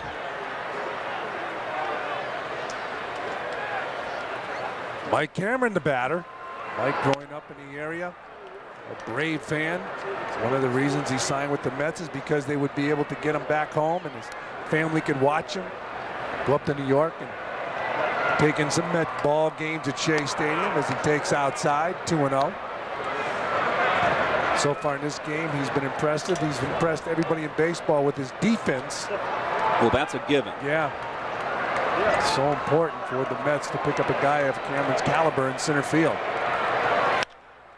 It's a fly ball, right field. Drew in pursuit.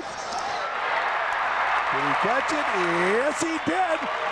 So the Mets go down 1-2-3 here in the 6th inning. We go to the bottom of the 6th. The Mets have a 5-run lead. Hey folks, head out to Shea for Kids Opening Weekend, presented by Ballpark Hot Dogs on Saturday, April 17th and Sunday, April 18th. See the Mets battle the Pirates. Catch the action from the upper reserve seating area for only $2 a ticket. The first 8,000 kids each day will also receive a free hot dog. For more information or to purchase tickets, call 718-507-TIXX or log on to Mets.com. Don't miss Kids Opening Weekend at Shea. Next week it all begins, the home opener at Shea Stadium. It's an afternoon contest. The place will be rocking and the Braves will be in town. That's the 12th of April. 1:10 start. The 13th's a day off. Then the 14th and 15th, the Braves will still be in town. So come on out to Shea Stadium. Raphael for Cal.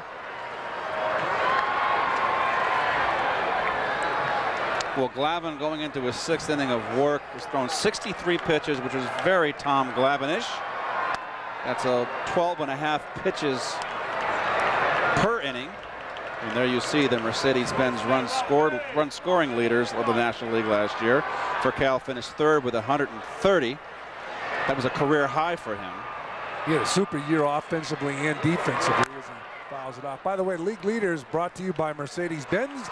Visit your Tri-State Mercedes-Benz dealer today. Raphael Furcal was first seen by Bobby Cox in spring training a couple years ago, and he said, I want him on the team. They said, well, he won't play. He said, okay. He said, I'll bring him along slowly. He'll be a backup player. He said in the back of his mind, he wanted him in the lineup every day, and he got him in there. Ground ball to Phillips. Flips to Glavine. Score at 3-1. Now we're going to flip it downstairs to Matt Lockwood. Matty? All right, Fran, you talked about Shea Stadium. The Mets coming home on Monday for the home opener. Well, they are paying tribute to their tenancy, if you will, at Shea Stadium. 40th anniversary of the team playing at Shea Stadium. That's noted on a patch they'll be wearing all season long on their sleeve. What's just below it is a very nice touch, a tribute to a former Met, Tug McGraw, who passed away this past January. It says, you got to believe, Tug. A reminder of the great rallying cry that he authored back in 1973. Again, that'll be worn all season long, both home and away, by the New York Mets. Okay, Matty, as it's 1-0 now on Marcus Giles. Tug McGraw, he will be missed around Shea Stadium. Tug used to come and visit Shea Stadium a few times during the course of the season, and there was a lot of excitement. He had a terrific career, Keith. He sure did, and he was inspirational. Just loved life. He just, the good die young. It's just terrible. Tug, of course, will always be a big spot in Met history. Marcus Giles takes, it's 2-1 now in Giles. In fact, Tug McGraw, if it wasn't for his brother Hank, would have never signed with the Mets because nobody wanted to sign him. Hank was a big star in the minor leagues for the Mets and said to the Mets years and years ago, you got to sign my brother, I'm going home. High fly ball, deep center field. Cameron going back, Scott Room makes the grab, so Giles is out, but not by much. Well, Giles is one of the few guys that have hit Glavine tonight. He's 2 for 3. He's hit the ball hard all 3 times. Here's the pitch. Wants it inside, over the middle. Didn't get it in enough. Got away with it. And he knows he got under it. You can tell right there, Giles. The batter now, Chipper Jones. When he's in the middle of your lineup, your team has a chance, and that's an extra base hit. He cued it down the right field line. He's going to hold on to first base. So Chipper Jones got himself a single as he cues the ball in the right field. Had something to say to Tom Glavine. Well, this had to be a changeup if he cued it, that's for sure, Fran. It's up in the strike zone. Mike setting up away. For him to cue it, it's just got to be a changeup, and he gets very lucky here. And Kareem Garcia just has to be playing him to right field. And that's our Panasonic video replay. That's our Panasonic cue shot of the day. That's right. That's when you know you're going to have a big year. You hit a ball like that. Ball stays fair. And look at an Andrew Jones who grounded into a double play his first time up tonight and grounded back to the pitcher in the 4th. 2 outs. 6th inning. Glavine goes inside. He made his living for years outside. Now occasionally he'll go in and rarely will throw a breaking ball. What a great example of a terrific pitcher. And a reminder on Fox Sports Net, second half of the Knicks Pacers game. They are in action in Indiana. Isaiah Thomas with the Knicks and Larry Bird with the Pacers. But stay here with us. Yes, because the Mets have 7 runs and the Braves have 2. It's 2-0 on Andrew Jones.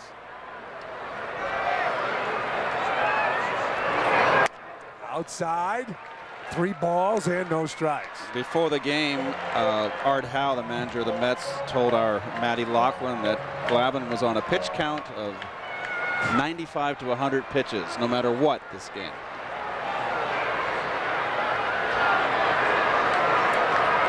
Three balls and no strikes on Jones. Taken all the way, 3-1. Control pitcher like Tom Glavine. Unlikely he will walk anybody. 3-0, let him swing. Especially this guy, he might pop one over the wall. Well, this is a good pitch to hit right here. You don't want to let this club back in the game. He walks him. So Tom Glavine walks Andrew Jones. And he will take on J.D. Drew. That is Glavine's 2nd walk of the game.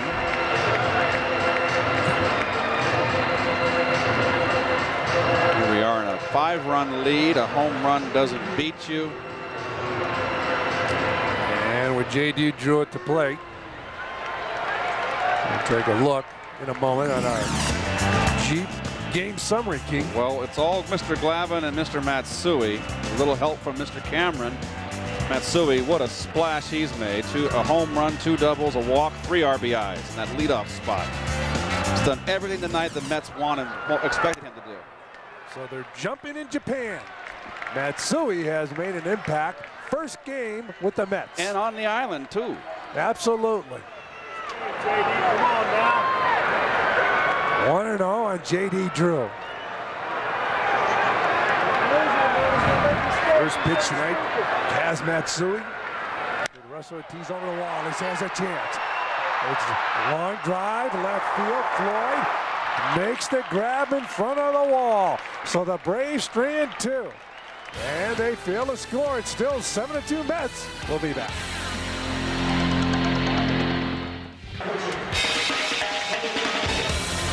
Tomorrow night at 7 on MSG, the Mets and Braves continue to battle. Tune in at 6:30 for Geico Mets on Deck. That's tomorrow night right here on MSG Network. Ted Robinson. Well, a Rico pitching matchup for tomorrow night. Steve Traxel will take the mound for the Mets. Just signed to a new contract today by the Mets. 2 years with an option. Good idea. That was a good idea because he's a hard worker and he's been productive. Coming off his best year. And then Mike Hampton, who was a crucial, I think, player in this division race this year. If Hampton can fully rebound, the Braves will be pretty strong at the front with Ortiz and Hampton. Well, Fran, the story of much of this spring has been looking on the field and saying, man, this guy's a lot lighter than he was last year. I say Mike Hampton is. Antonio Alfonseca, we're not saying that about him. The big fella is out there, and he's filling out that uniform. In fact, a lot of the Mets were watching the Braves take batting practice in the dugout, and they couldn't believe the size of Alfonseca. You know what amazes me is the opportunity you have to play Major League Baseball and not to keep yourself in shape. On the other side, we talk about Steve Traxel. Yeah. Extremely hard worker. Well, Alfonseca, the one-time closer in the Marlins, he was going to be the closer for the Cubs last year, but lost that job early on. Now ends up as a middleman here in Atlanta, facing Phillips, then Garcia and Wigginton.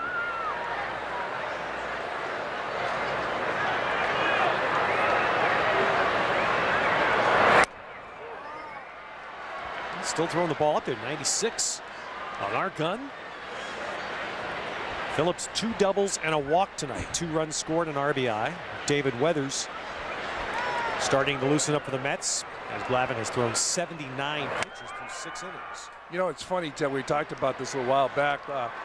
Jason Phillips coming up to the major leagues, really played very little first base, finds himself at first base, starting in San Francisco when Mike Piazza gets hurt, has a decent year defensively and a very good year for Jason Phillips offensively. You got to wonder what's in his mind when they're thinking about having him do some catching, because playing first, he was so productive with that bat. On the other side of the coin, you got Mike Piazza, who is going to go down, and it's going to be a thing, a day-to-day thing with he and Art Howe. When he's going to play down there, they're going to get him more at-bats at first base. You wonder, after he gets the home run record, he goes to first base, he becomes very productive swinging the bat, and he finds out, you know what? I'm not bending up and down as much. This might be a nice position. Well, Art Howe would like to have those concerns. Certainly the way the spring has gone doesn't lead you to believe Mike is going to play a lot of first base. And what you can hope as Garcia gets in there is that Piazza can play 25-30 games at first base, games he would normally not play at all. And that's 100 at-bats more than you get from Piazza. You know, Ted, he was a guest on our spring training report when we were in Port St. Lucie, and I asked him, if you were a manager, wouldn't you want to keep your bat in the lineup? You know what? We could sympathize with that question, because, I mean, it'd be great if the Mets could keep him in there and get him 600 at-bats. We were talking earlier about how tough man to strike out. Coming into this season, he had 1,107 RBIs. You hate to sit that bat down.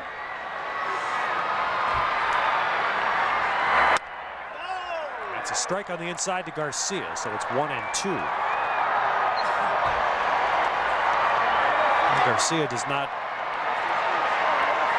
have a hit tonight, although he did hit one ball hard in the 3rd inning off the glove of shortstop Rafael Furcal. It was scored an error, but has made a couple of nice plays in right field. 2-2. How about this for pitches? 6 pitches, 96, 95, 96, 94, 95, and 95. Alfonseca. But the funny thing is, when you are throwing that ball the same speed, major league hitters are not intimidated by that type of speed. They just turn up the dial. Back through the middle, base hit, Garcia. So the Mets in business here to try to pad the lead in the 7th as the first 2 men on. Well, fans, you can win $1,800. Send a postcard to the address on your screen and enter the 1-800-CHAMPION Mortgage Protecting Home Plate Sweepstakes. Now, the Mets will try to protect home plate, and if your name is chosen and the Mets shut out their opponent, you'll win. So enter today. But the Mets also have a pretty good idea of that strike zone in tonight's ball game. It is funny how when everybody focuses on spring training, we focused on spring training, but a team comes into Atlanta like the Mets and, of course, the Braves, and everything is forgotten about spring training. Everybody wants to get off to that good start, that hot start. Well, there's a guy whose heart was racing tonight. Eric Valent, his first opening day in the major leagues. He's going to bat next for Glavine. Wigginton sawed off, and that's going to serve as a sacrifice. Boy, inadvertent, but it serves the purpose as Wigginton advances 2 men to scoring position. Now, if Wiggy can only get the official score to see the light and give him a sacrifice. That's right. Because he sacrifices. He has a... that's a severe jam shot. That's big league. And it's a ground ball at 3rd base. The Rosa making a flip to first, and plenty of time to get Wigginton and runners move along. And Tom Glavine out of the ball game has a chance to pick up a victory here in Atlanta. I'm sure his heart was racing. Tom Glavine's heart was racing as much as Eric Valent's heart. Eric Valent on Sunday turned 27. He's from Southern California originally. 93 big league at-bats between Philadelphia and Cincinnati, but first opening day. And this is a guy that came to spring training, the Mets this year. No one really knew anything about him. Rule 5 draft. Rule 5 draft, minor league Rule 5 draft. Right. And he just won a job by doing a lot of little things well. Takes a strike. Although he is a Southern Californian where he grew up, he does have some New York roots. He's got some family in the New York area. Has an uncle who owns a couple of bars in Manhattan. So he's looking forward to getting to, well, it sounds like a guy you want to get to know, huh? Looking forward to getting to New York next week. Ooh, for sake, look at the movement on it. 1 and 2. He's throwing hard, but as I mentioned, you know, if you stay in that area like 95, 95, 95, 94, 95 without changing speeds, major league hitters just, they turn the dial up and they adjust to that consistent same speed fastball.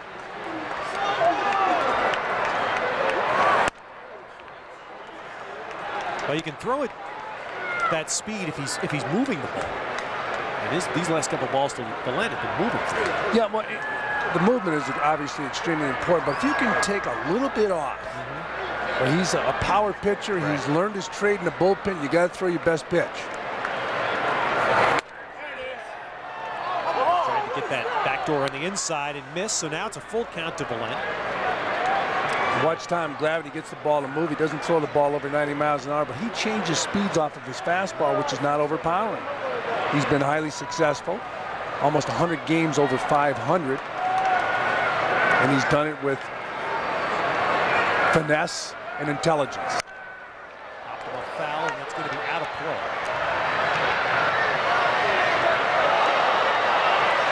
So the Mets will turn this game to the bullpen for the final 3 innings. And that means we'll likely, in his first game wearing a Met uniform, see Braden Looper, if all goes according to plan. And again, here's a spot where the Mets can just pad the lead, give this bullpen an awful lot of cushion. Glavine hits one to first, runners hold. Julio Franco makes the play. So Alfonseca gets Glavine on a ground out. So 2 down. Well, Kaz Matsui has had some night and a chance to add to it again.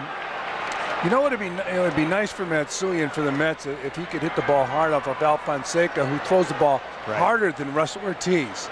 The one thing that Kaz Matsui had trouble in spring training with was catching up with some of the fouls. They're going to walk him, so he doesn't have to worry about it. How about this? His game is so wonderful because of things like this. I mean, this is a guy that all the stories are about, you know, man, they're knocking the bat out of his hand. Yeah. He shouldn't even bat leadoff. And here in opening night, he's being intentionally walked. He can quiet all his critics with a night like this, and also when he slaps that fastball around as time goes on, and they'll forget about spring training. A home run, 2 doubles, a bases loaded walk, and now an intentional walk. Matsui's on 5 times tonight. He's driven in 3 runs. And the Mets now will hope that Ricky Gutierrez can deliver a 2-out hit.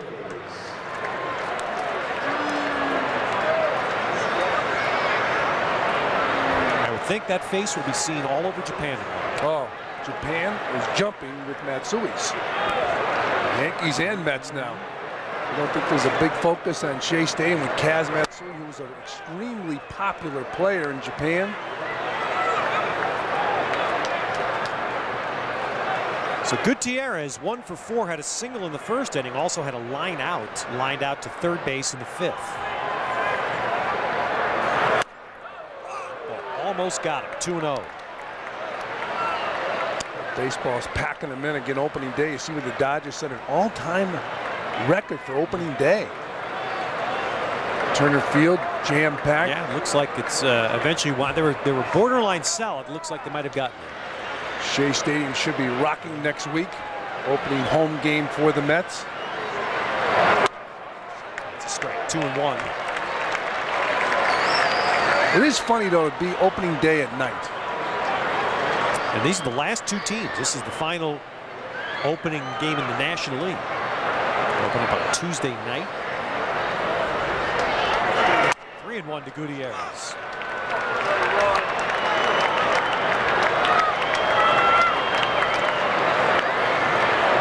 Gutierrez had two brothers that played minor league ball.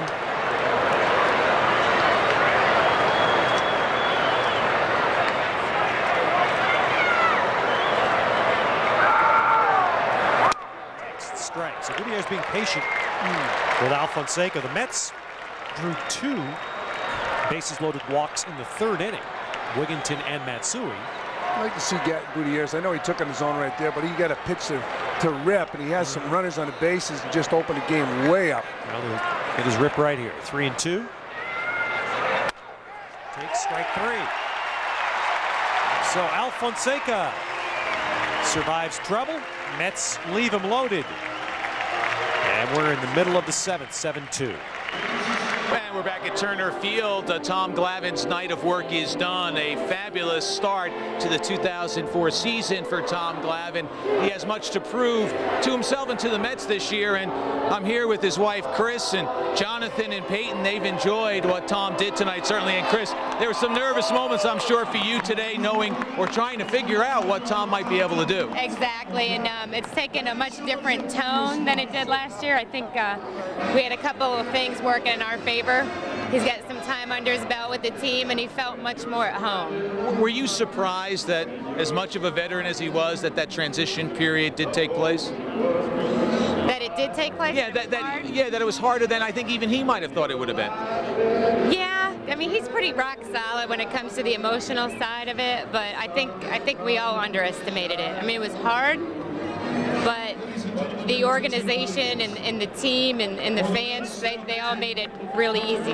Well, you helped him feel at home here. You have these sweatshirts you had made up with his name and number on the back. It says opening day 2004. 300 sweatshirts you had made up? 300, and they went like hotcakes. We had to scavenge to get a couple for us. So.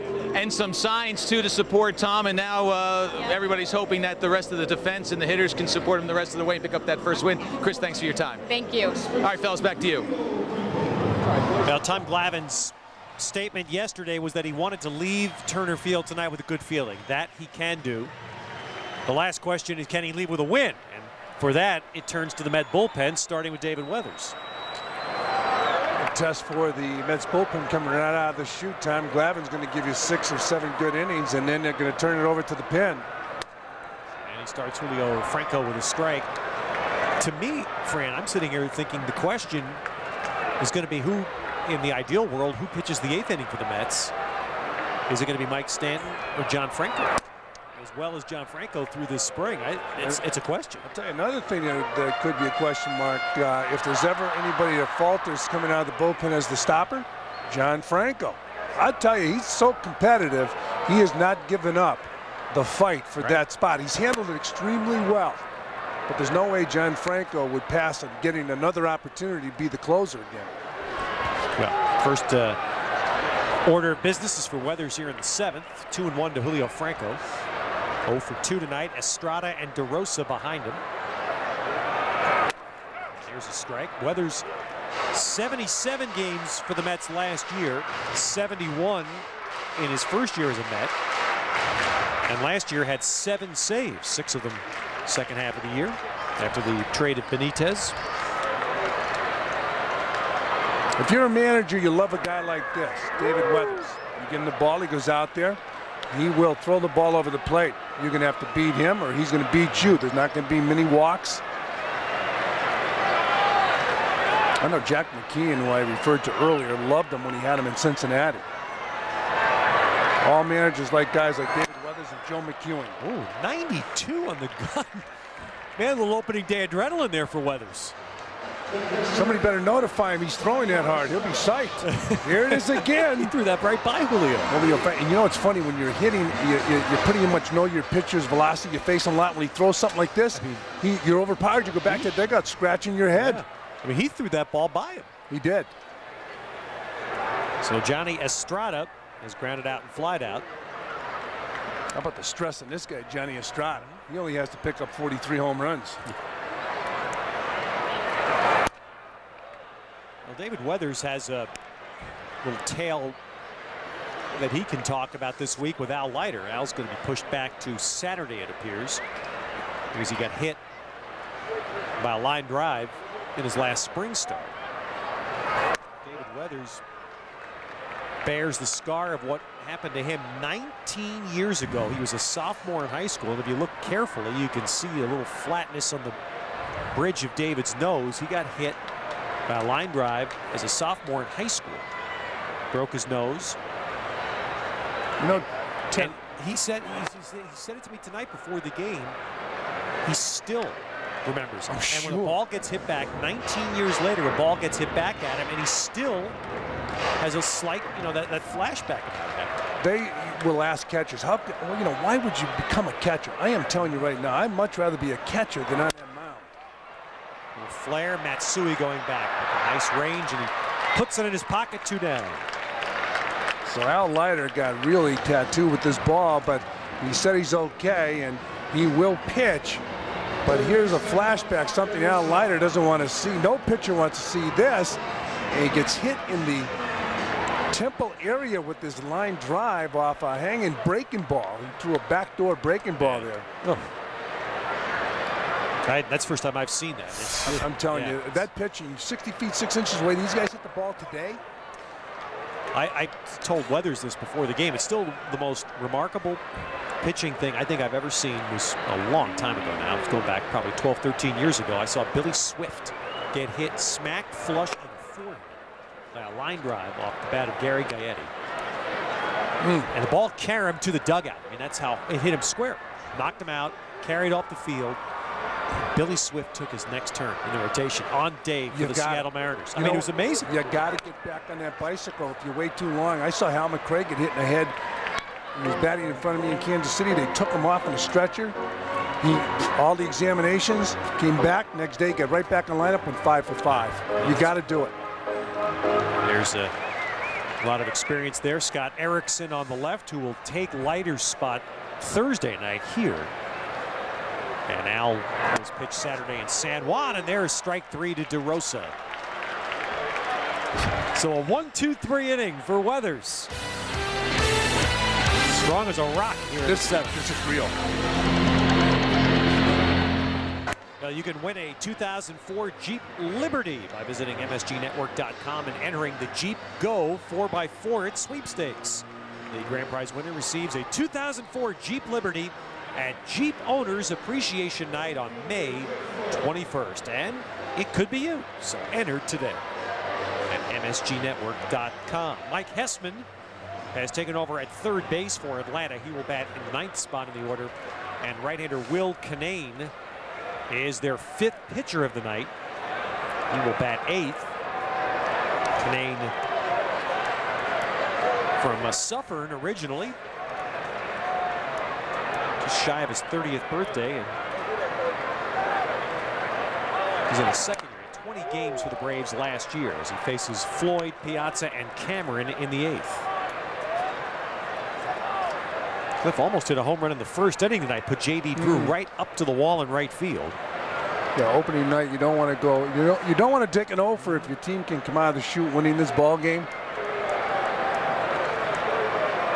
You want a piece of the action right now.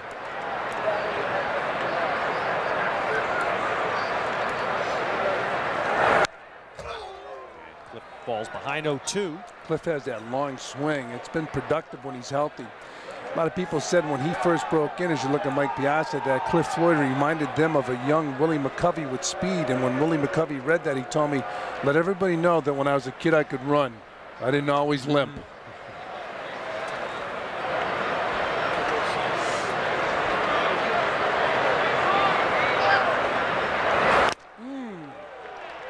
Good spot on that on the inside, and Floyd is down on strikes. Boy, that was overpowering fastball right there. We're going to go back and take a look at Mike Piazza, number 31. He hit a home run in this ball game. Watch the lift when he makes contact. He makes contact and he lifts. Great follow through. He had a short stride. Always got that strong rip back. And the Mets are going to hopefully keep him strong by moving him down to first base occasionally, keeping that bat in the lineup. Canane gets a first pitch strike. Piazza just missed one in the first inning. He The line drive out to left. A great swing, then a strikeout and a ground out on his other at-bats. I think he hit that ball towards the end of the bat his first time up. I thought it had a shot. But when you watch Mike Piazza, the classic swing that he's shown over the years is when he makes contact, he's right on a pitch and he lifts. You don't see many hitters with that lift from the waist up.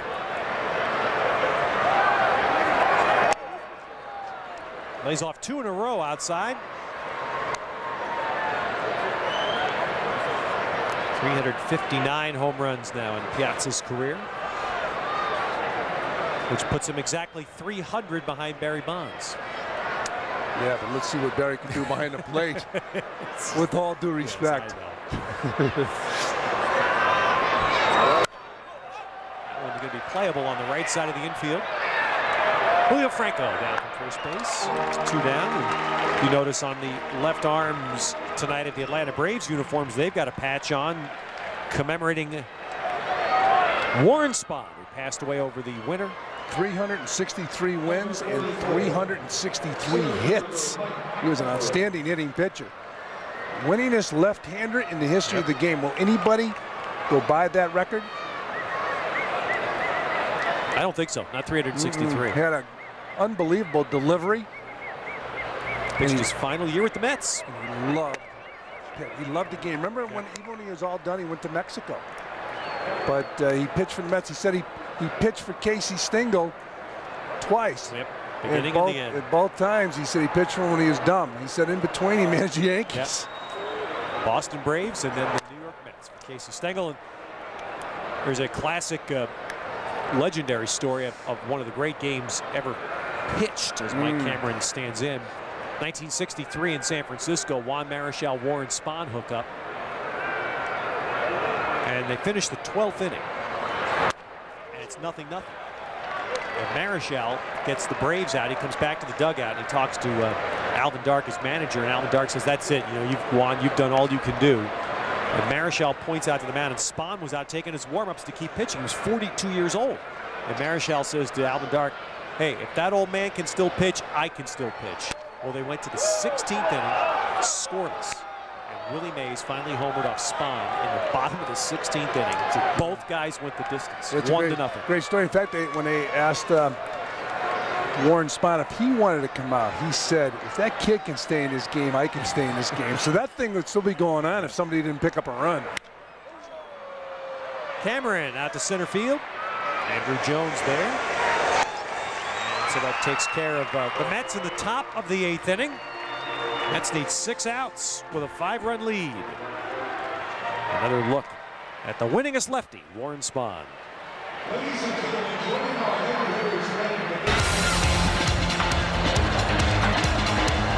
Vance Wilson takes over behind the plate as we go to the bottom of the 8th, and David Weathers goes back out to the mound, which this is a trait that Weathers displayed quite a bit last year, Fran, the ability to go to. Yeah, he like Al Leiter has that real rubber arm where they can pretty much throw every day. Facing a rookie, Mike Hessman.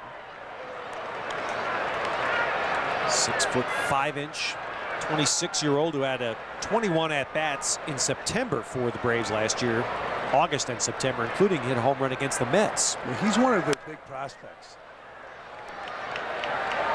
But, you know, we've heard over the years people talking about eating up innings. Well, when David Weathers gets in and can eat up a few innings like this productively, that's important. But just eating up innings and with lack of production, that's not that important. You know, it's funny. I'm looking at Hessman's record, and you know, you can only take so much off the stat sheet. But there's a ground ball wide of third. Wigginton. Mike Hessman's, you know what his minor league batting average is? 6-7 years in the Atlanta organization. His minor league career batting average is .227. He has struck out over 100 times every year. Never walked as many as 50. He's in the big leagues. And they like him. Is that something? You know what that comes down to? The big word P, potential. Yeah. Somebody believes that if given the opportunity in the big league should be even better than he was in the minor leagues. The only scary thing about that, though, is what message it sends when you're running an organization and a player advances without production. What kind of message does that send? other words, the kid's hitting 183 one year, 230, 247, 200, and he keeps getting moved up the chain. Yeah, but I mean, he's got some home runs, no question. That's why. What it boils down to really is the tools. They project if the tools fall into place. Now, sometimes they don't, but sometimes they do. For example, Carlton Fisk, I believe, wasn't a real dominant minor league catcher. In the big leagues, he could do everything. Yeah. Jeff Bagwell in the minor leagues hit 3 home runs, and he became a dominant major league player. So, you know, you're just hoping to catch lightning in a bottle. You hope that the naked eye of the scouts, and of course now with all the computers, that when you put it all together, you come out with a good player. Boy, for Kyle's bat sawed off. Lower plate by Gutierrez. So for Kyle now 1 for 4 tonight. 2 down, and the batter will be Marcus Giles. Folks, take your family to Shea. The MasterCard Grand Slam Family Pack offers fans 4 discount tickets and Mets money. Call 718-507-TIXX and have your MasterCard ready. Don't forget, opening day next week, next Monday at Shea Stadium. Hey, our buddy Ralph Kiner will be with us. That's great. Speaking of Ralph, I talked to him today. He's doing very well, and his book is doing extremely well, and he will be on one of the morning news shows next week to talk about that book. Ralph, if you're with us out in the desert right now, we wish you well. We're looking forward to seeing you next week. Ralph will be with us for our opening day telecast from Shea. And you'll be hearing him on some various and assorted metropolitan area shows to talk about his book, Baseball Forever. Giles with a floater, shallow right. That one is going to be caught by Garcia. Oh, that looked for all the world like it was going to fall, and Kareem Garcia makes his second nice play of the night, both on shallow flares. So the Mets getting some defense in right field.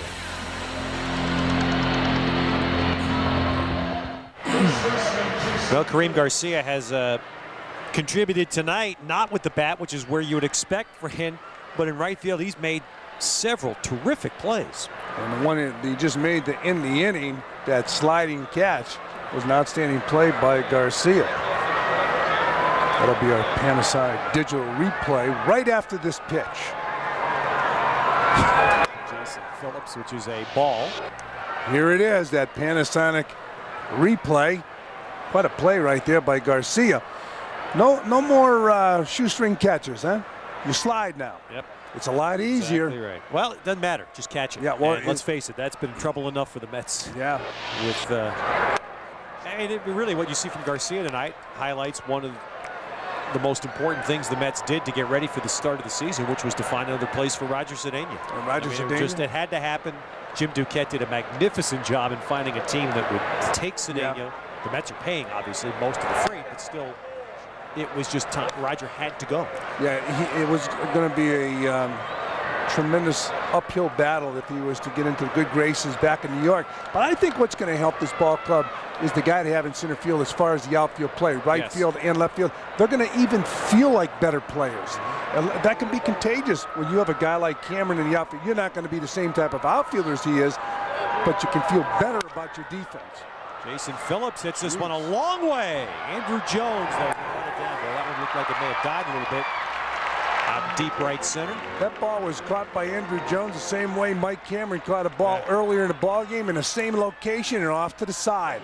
They make it look so easy in such a relaxed fashion, but Phillips gives his ball a ride, but to the deepest part of this ballpark. Phillips with 2 doubles in tonight's ball game, comes up short there as Andrew Jones chases it down. You got to believe that within the game itself, there's competition between, for example, the 2 center fielders defensively. They want to show who's the best. Garcia. It's another one to Andrew Jones.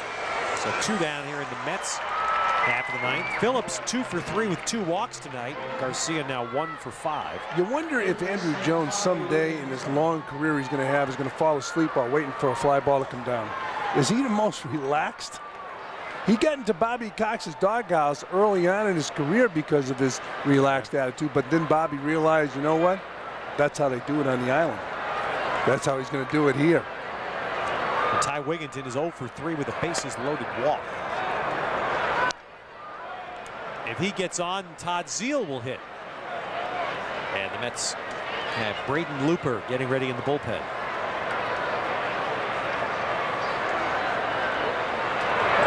I'll tell you, from the Mets standpoint, Fran, there's the Mets' new closer getting ready.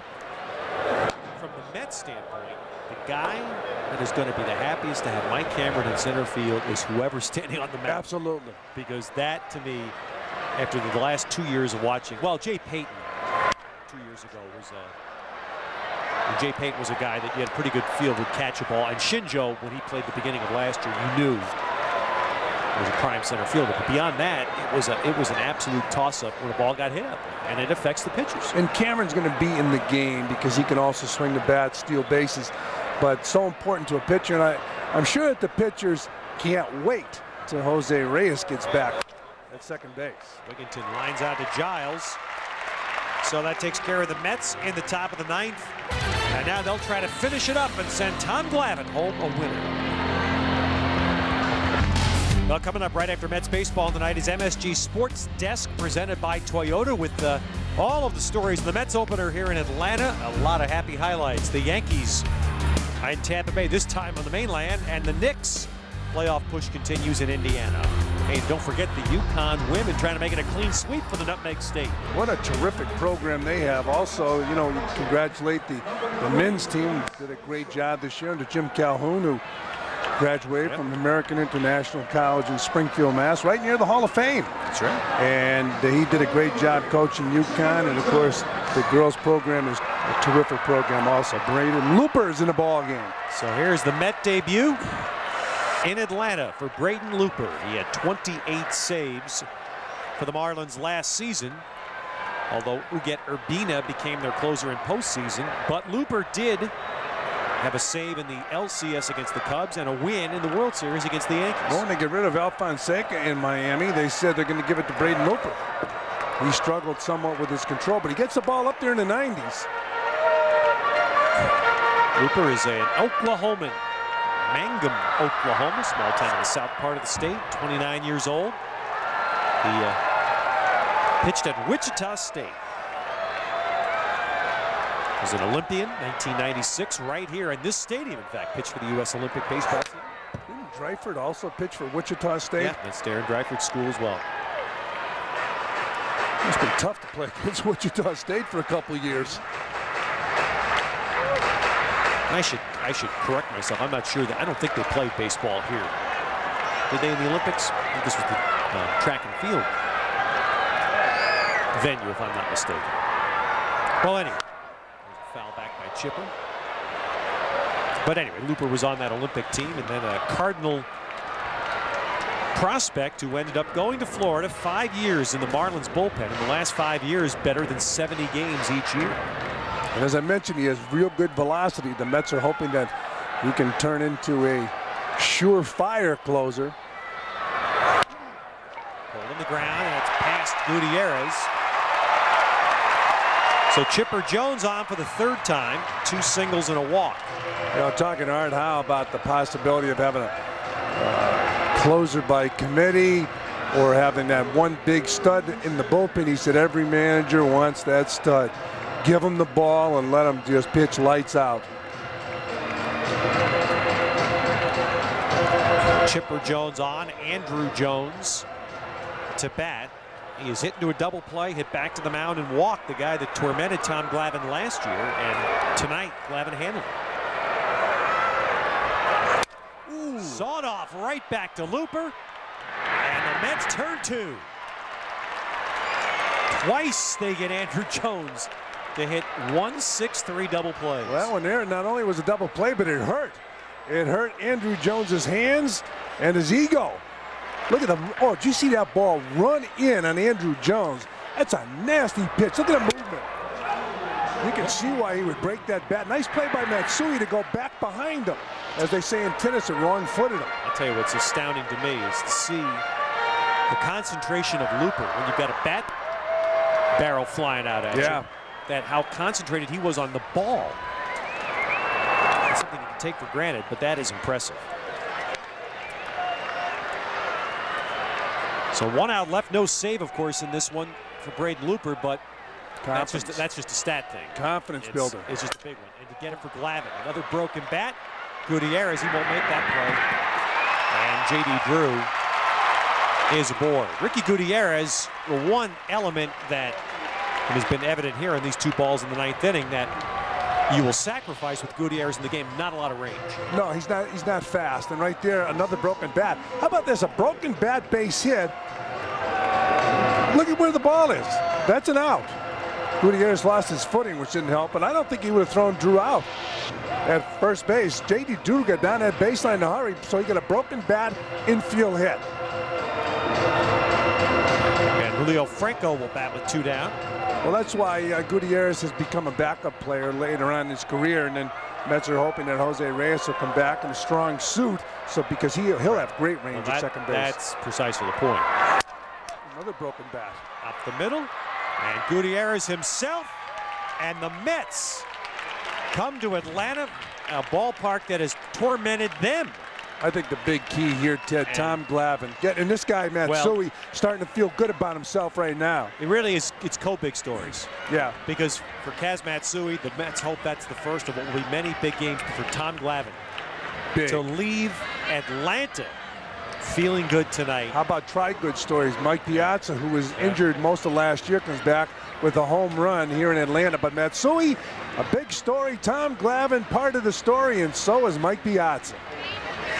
So for the Mets, it's all smiles in Atlanta on opening night, 7-2. Stay with us. We're coming back with more on MSG. Tuesdays and Wednesdays, Mets baseball is on MSG. Catch the new look Mets as they continue down in Atlanta against Chipper Jones and the rival Braves. Mets, Braves, tomorrow night only on MSG Network. Mets Tuesdays. The Mets could not have asked for anything more on opening night as they beat Atlanta by a score of 7-2. They play good defense. They get timely hitting. Tom Glavine picks up the victory. And the newcomers contribute mightily to the victory, including Mike Cameron, who had a base hit, scored 2 runs, and was a part of that flawless defense. And Mike, I know you weren't a part of this crew last year, but I'm sure you heard some of the stories. I know you want to forget about them. This was a much better start for the team. You got to feel pretty good about it. Definitely. It was a good victory for us. It's the beginning of the season, and you always have that optimism coming out and playing the first game. And we did a great job tonight, man. Glavine pitched the ball well, and we had many contributors. And we jumped on early with Kaz getting out the gates early, and hopefully we can continue the success. Well, you helped, of course, with the base hit. You stole a base, as I mentioned. You scored 2 runs. How many bases can you steal at your position in the order? I don't know. Hopefully I can steal about 30 at least. Give myself out there, give myself a chance. Let some of these guys like Jason Phillips get some of these fastballs when I'm running out here, and maybe we can do some damage. We talked to your dad during the course of the ball game, and he said, Mike was very happy to come to New York, a chance to come through Atlanta a little bit more with family and friends around. But he also said, he's a little nervous. There's a lot of pressure when you come to the Big Apple. Do you feel nervous at all? Yeah, just a little bit, but that's all in the game. It's part of the game that we play with every day, trying to go out and prove our worth as far as what type of player you are. But, hopefully we can come out and prove people wrong. Go out and play our game every night, have some fun, try to be consistent and put a lot of victories on the board. Well, winning equals fun. Mike, congratulations on the good start. Thanks for stopping by. Thanks a lot. Mike Cameron joining us on the post-game show here as the Mets come up with the win on opening night, and really from start to end it went well. Kaz Matsui leads things off. The first pitch he sees in a game that counts in the standings. He deposits for a home run. The Mets are off and running after that. Little hiccup maybe as the Braves scored 2 in the bottom of the first. But other than that, it was all Mets tonight as they win 7-2. Tomorrow night on MSG, Game 2 of the season. Geico Mets on deck kicks off our coverage at 6:30. Join us then. Steve Traxel will go on the mound for the New York Mets as they look to go to 2-0. Don't forget the MSG Sports Desk presented by Toyota. Rundown on all of the action in the major leagues, the NBA, all that and more. So long.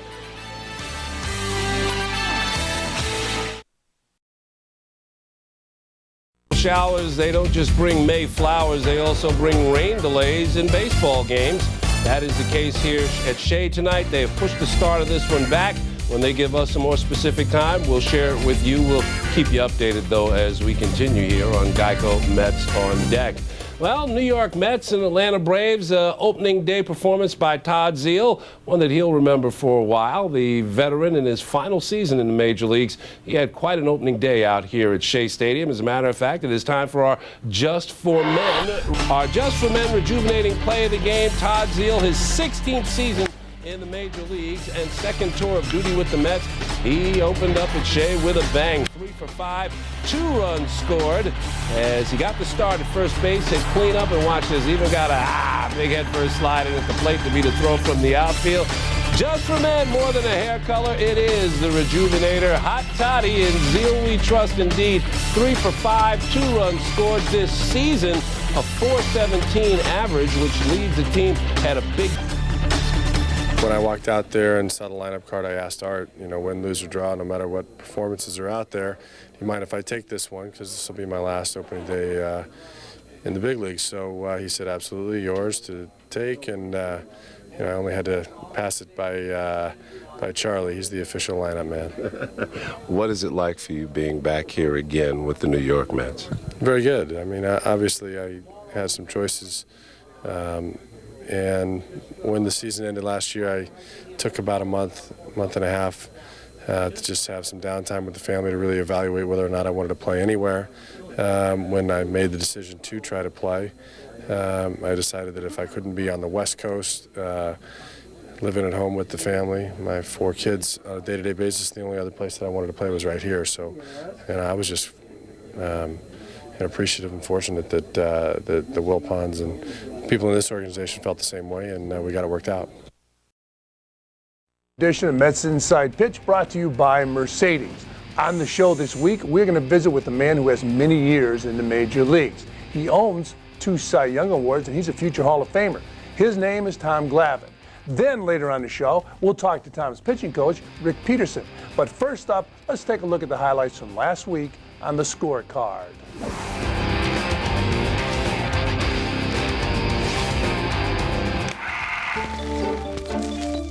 The Mets wrapped up their 10-game road trip last weekend with a 3-game set against the San Diego Padres.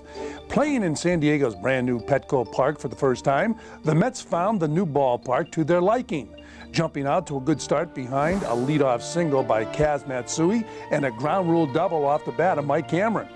Mike Piazza followed with a sac fly to put the Mets on the board before Karim Garcia singled to plate the second run of the inning. New York then loaded the bases against San Diego starter Brian Lawrence, bringing rookie Eric Valent to the plate. And Valent drives this up the gap in right center field. And it is to the wall and over again. So a ground rule double for the second time in this inning cost the Mets a run. Danny Garcia followed with a sac fly, and the Mets had started the game with their largest run-scoring inning of the season, jumping out to a 5-zip advantage. Unfortunately for New York, starter Tyler Yates would be unable to hold on to the big lead.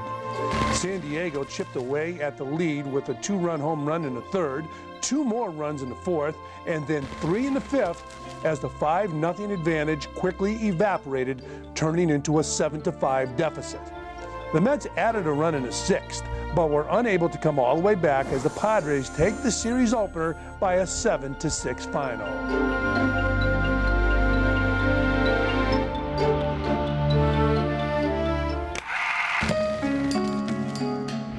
The Mets looked to bounce back the following night, sending veteran lefty Al Leiter to the hill against San Diego's Jake Peavy.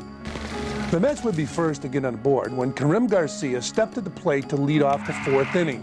In toward the alley, slicing away from Payton. He's not going to get it. Can't reach it. He lunged and missed it. Garcia heading into second. He wants third, rounding hard. Here's the throw to third base, and it's not in time.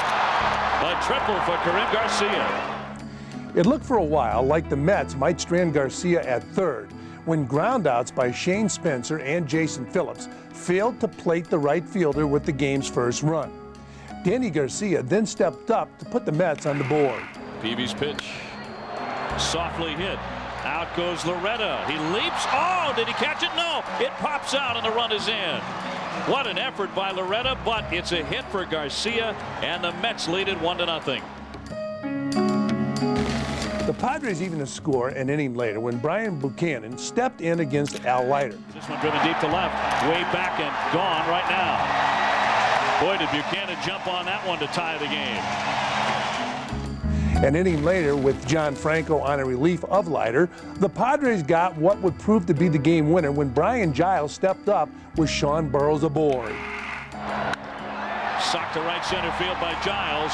Cameron racing back. It's sailing for the alley, and that ball gets out of here.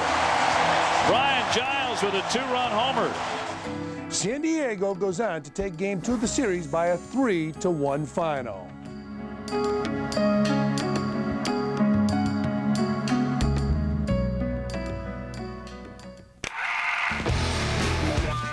The Mets and the Padres wrapped up the series on Sunday afternoon, with New York looking to salvage the series finale.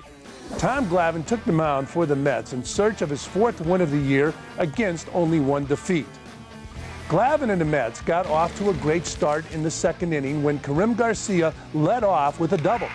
Garcia last night tripled and scored, and he socks this one into left field. Buchanan backing up, and he's not going to get it. It sails over his head. Karim Garcia starting to like this ballpark. Shane Spencer followed with a run-scoring single, and the Mets had a 1-0 lead. A Mike Cameron double and a sac fly increased the advantage to 2-0 before pitcher Tom Glavine stepped to the plate with a chance to help his own cause. Here's Glavine. Line drive over the glove of Burroughs and a base hit that'll drive in Cameron. 3-0 the Mets. San Diego got a run back in the home half of the 2nd before Shane Spencer, playing in front of family and friends in his hometown of San Diego, would pick up his 2nd base knock of the ball game. That would be more than enough for Mets starter Tom Glavine, who scattered 5 hits through 6 innings of work to record his 4th victory of the young season. The Mets would, however, get some insurance in the 9th, courtesy of 2nd baseman Danny Garcia. Garcia, called up last week to fill the void left by the injured Jose Reyes, was 5 for 11 in the San Diego series, including this 2-run blast. That ball's hit well. Fly ball pulled to left field, long back of the wall, leaping up, and it is out of here. A home run for Danny Garcia. That's number 1 for Danny. And a little extra breathing room for the Mets. 6-2 now. The Mets close out the road trip with a 6-2 victory over the San Diego Padres. Did a lot of little things right today, moved some runners, and were able to get enough in to win a ball game. I think the hitting's starting to come. The last 3-4 days we've been swinging it pretty good, and now we just have to continue to get those knocks with men on base. That's been our biggest problem. We just haven't been able to break things open, but 6 runs today. Danny's home run was nice to get in the 9th inning for icing on the cake.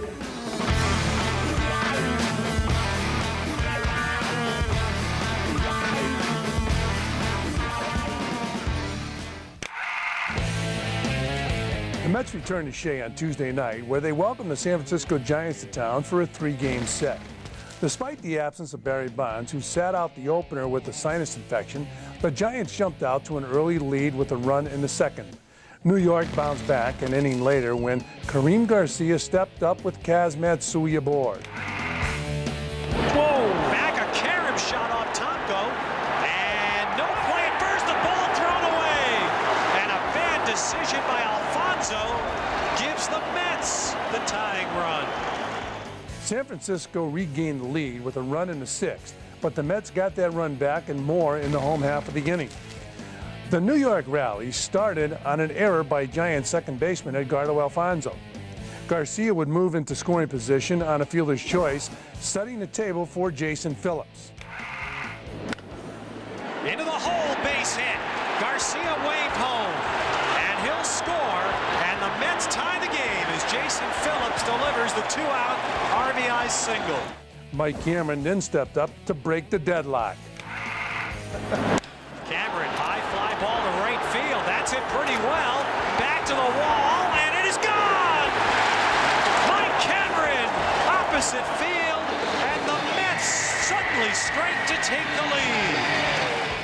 The Mets added another run in the inning on Kaz Matsui's 3rd hit of the game. The offensive outburst proved more than enough for starter Steve Traxel. Traxel scattered just 4 hits through 8 innings of work, allowing just 2 runs, as the Mets get a big win in the series opener. Final score, Mets 6, the Giants do.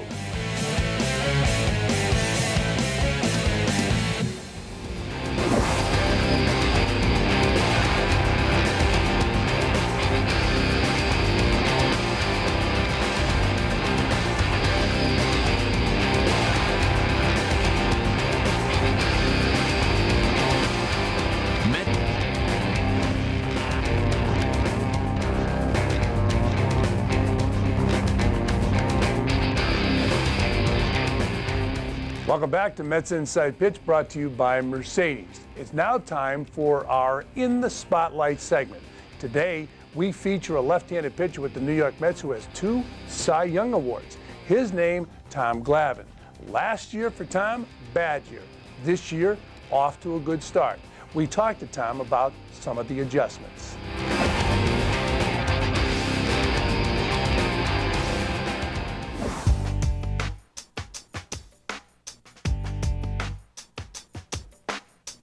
We had a chapter of our life in Atlanta that is over now, and we're looking forward to the chapter that begins here in New York.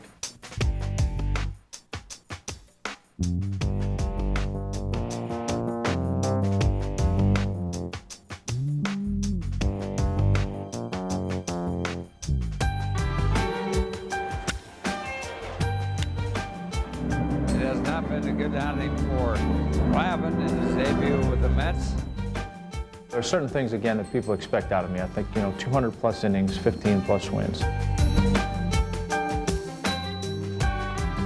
I was surprised as anybody at the year that I had. I've created a level of expectation based on what I've done, and that's good. I want people to have high expectations of me.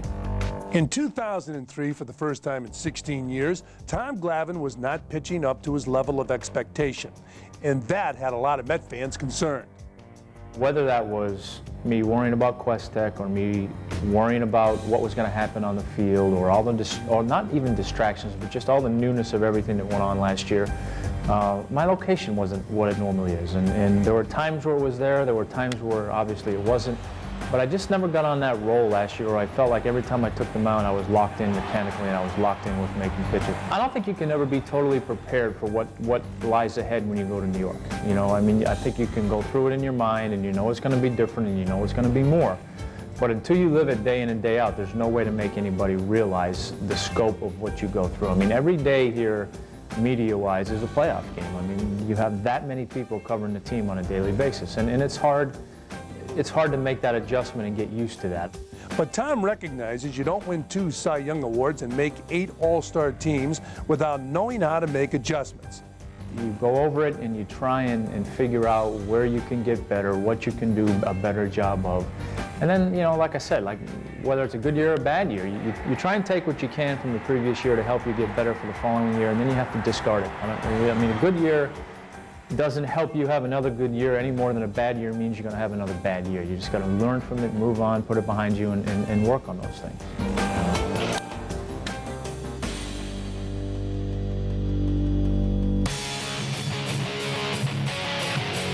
Got him on the change. So this is a much better inning for Glavine. This guy, Tom Glavine, makes good major league hitters look bad. A lot is being made that I have something to prove this year in that I had a bad year and I'm trying to prove that it's not the end or all that kind of stuff. And, yeah, some of that is true, obviously. But my mindset has always been I have something to prove every year. I don't care if it was a 20-win season or a Cy Young Award season, whatever. I've yet to pitch a perfect season. So there are always things that I can improve upon or things that I look back over the course of the year and think that I can do a better job of. And this year is no different. Tom's approach this season has given him a new confidence on the mound. I think that having been here for a year, understanding what's going on both on and off the field, and quite honestly just coming into the team this year and just being one of the guys versus being one of the new guys, I think all those things are going to help me to relax and just get back to doing what I normally do and being comfortable doing it. And when people say I'm getting old and I'm getting to the end of the rope, they're right, I am. All those things are happening. I have much fewer years ahead of me than I have behind me. But that doesn't mean I can't be a productive pitcher. It doesn't mean I still can't go out there and win.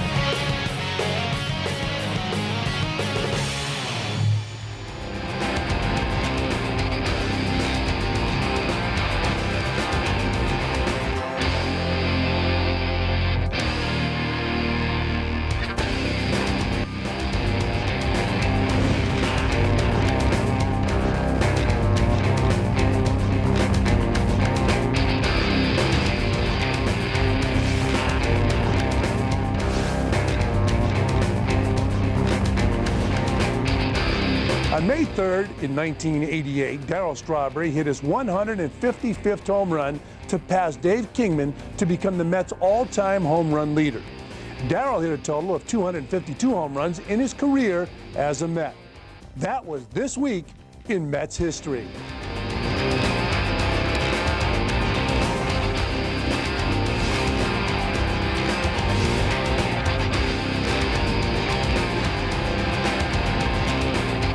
Welcome back to Mets Inside Pitch. As promised, our guest now, the pitching coach with the New York Mets, Rick Peterson. And Rick, you have to be delighted at the way your pitching staff has been reacting pretty much all year. A couple of guys have struggled a little bit, but especially your starters. I think it's been solid all the way around. And the big thing is we're throwing a lot of strikes, and that's the real key. I mean, last year we have a unique efficiency rating as you rate your pitching staff, and last year we were 67% efficient. And really the cutoff to be effective is 68%. We were shooting as a goal for this year, see if we can get to 70%. We're just over 70%, and as it plays itself out over the course of a season, for every 1% your pitching staff becomes more efficient, you eliminate over 100 runners over the course of the year. So, you know, it really relates to putting yourself in counts of advantage and making sure that you pound the strike zone. And overall, we've done a great job doing that. And with the upgrade of our defense, I mean, Mike Cameron, it's kind of every time he makes a great play, the pitchers are like, well, that's what we got him for. I got to ask you this. Mike Cameron's an outstanding defensive player, and he can swing the bat too. Occasionally we'll go into slumps. So say Mike Cameron is now slumping, and the manager, Art Howe, is thinking, well, maybe I'll give him a day or two off. As the pitching coach, thinking in defense, would you ever say, hey, Art, maybe not now? I would probably always say that. Do you ever have those discussions? Yeah, I mean, he'll come and ask me on occasion, but I think, like, for example, like if you have a fly ball pitcher in particular as opposed to a ground ball pitcher, I mean, that would be the day to maybe give Mike a day off if he was going to give him a blow once in a while, you know, if you have a predominant ground ball guy. But, you know, we have a lot of fly ball guys in this ballpark. I mean, for every run, he saves a lot of runs out there, and I had the great fortune of seeing him over in Seattle against us in our division over those years, and I mean, he just makes amazing plays, and the one ball that got away from him in Atlanta, I told him, I said, Mike, that's all my fault. And he goes, your fault? He says, why is that? I said, geez, for 5 years I've been saying, drop one time, will you please? I said, be careful what you wish for. Rick, in baseball, as we know, tradition seems to be, well, Bill Veeck said, it's an albatross. You, a guy like Charlie Lau, have been free thinkers. It seems like more baseball's accepting, and I think in a positive way, free thinking. How difficult has it been for you sometimes to get through to, whether it's an older scout, an old veteran, many years in baseball? Is that difficult? I think not really as difficult as what I think. The outside perception sounds like we do some things that are kind of off the wall, but when you really look at it, first of all, I grew up in a baseball family. You know, Danny Murtaugh was Uncle Danny. In fact, when Danny passed away, Katie, his wife, sent me his 1960 World Series watch. You know, so I've had a uniform on since I've been 2, and I really wouldn't call myself like a new school type of guy as much as I would call myself maybe some new ways of using technology as it applies to old school baseball. But it's still, you know, it's still pound the strike zone, get ahead of the hitters, and so on down the line. I just think that we look at a lot, you know, now with the age of technology, there's so much data out there. And one of my favorite quotes, which you've probably heard me say many times, in God we trust, all others must have data. And now that you have so much data to back up, you know, the kind of thoughts that you have and the kind of feelings that you have to set a game plan or to look at a delivery, you know, with what's been done in the biomechanical study of the pitching delivery, it's a science in today's world. And I think it qualifies, you know, why you make decisions and why you know, certain things that you can do to help individuals. My special guest has been Rick Peterson, pitching coach with the New York Mets, and the pitching staff so far this year looking very good. Speaking of very good, we got some more of the Mets Inside Pitch. So stay with us right after this commercial break.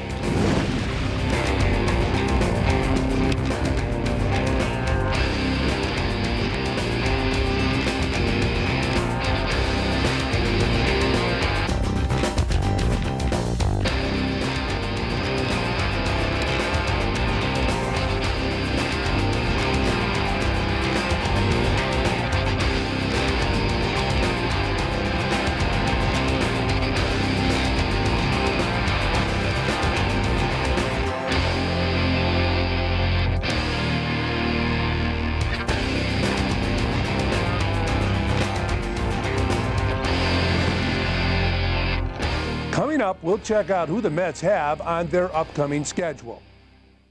Of 2004 Mets baseball. You can get 2 tickets for the price of 1 in May. Stop by your nearest Wendy's location for game dates and details. Tickets can be purchased at Shea's Advanced Ticket Window by calling 718-507-TIXX or online at Mets.com. Grab a friend.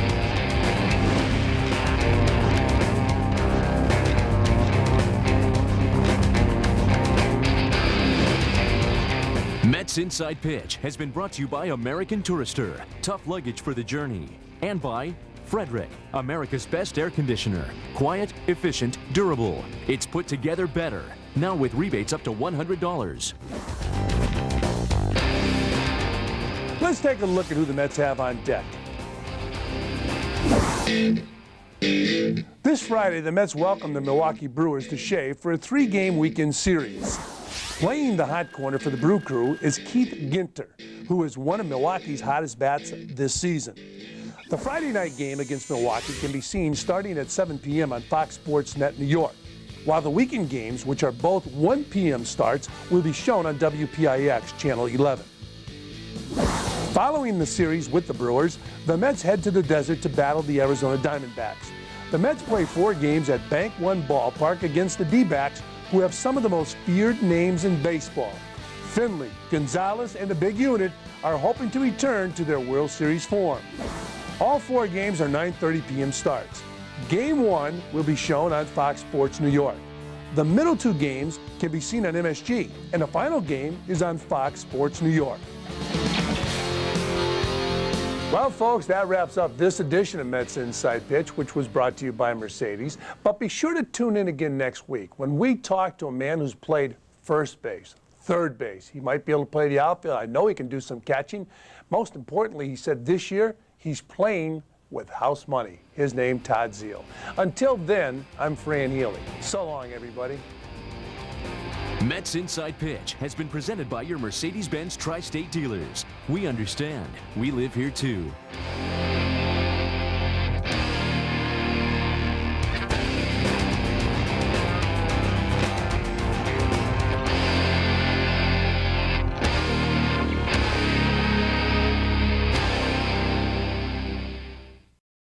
Padres and Marlins. Josh Beckett going to the Hill. Florida's 2 games up on Philly. And Josh Beckett has some serious stuff. He's been a little erratic this year, but I wouldn't want to face him on any day that he's right. That'll be at 3:05 Eastern Time. Brewers and the Mets. Lyle Overbay leads all of baseball in extra base hits. He's already surpassed his 03 totals in homers and RBIs. He's got 31 RBIs, and unlike last year, he is swinging at strikes. He took a few too many with the Diamondbacks, and this year he is hacking when he sees something good. And the Tigers and Rangers. Now, Kenny Rogers will be going. He's 4-1, 3.36 ERA. But in this series, the teams have combined for 46 runs in the first 2 games. See if they got most of those 46 in 1 inning last night. And it was a large inning indeed. The 5th inning. 18 runs scored in the 5th. That's 1 short of the Major League record for an inning. Red Sox and Prime got 19 most recently in the 8th back in 1977. It is the first time that both teams have scored at least 8 in an inning, and it was the highest scoring 5th inning in Major League history. DL, but Troy Gloss has really filled in. He had LASIK eye surgery in the offseason, which means he can see this year. He's got 10 homers, which leads the league. He's got 26 RBIs, which is tied for the league lead, and he had to have a bounce-back season. Jose Guillen has really added something to the corner outfield. He got off to a slow start, but now he is in the top 5 in RBIs in the league. Plus, he brings another cannon-like throwing arm to their outfield.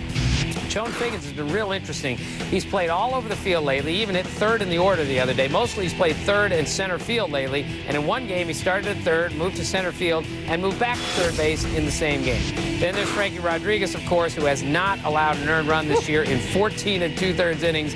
More important, 3 walks, 23 strikeouts. The other night he threw 11 pitches, struck out the side. He has been absolutely unhittable. This bullpen is very good. This team is very good, and it's no surprise they're hot. The surprise is they're hot without Garrett Anderson, their best player. And he is 0 for 3, 3 strikeouts lifetime against today's starter for the Reds, Todd Van Poppel. And no walks. No walks. It's possible all of those things will change today.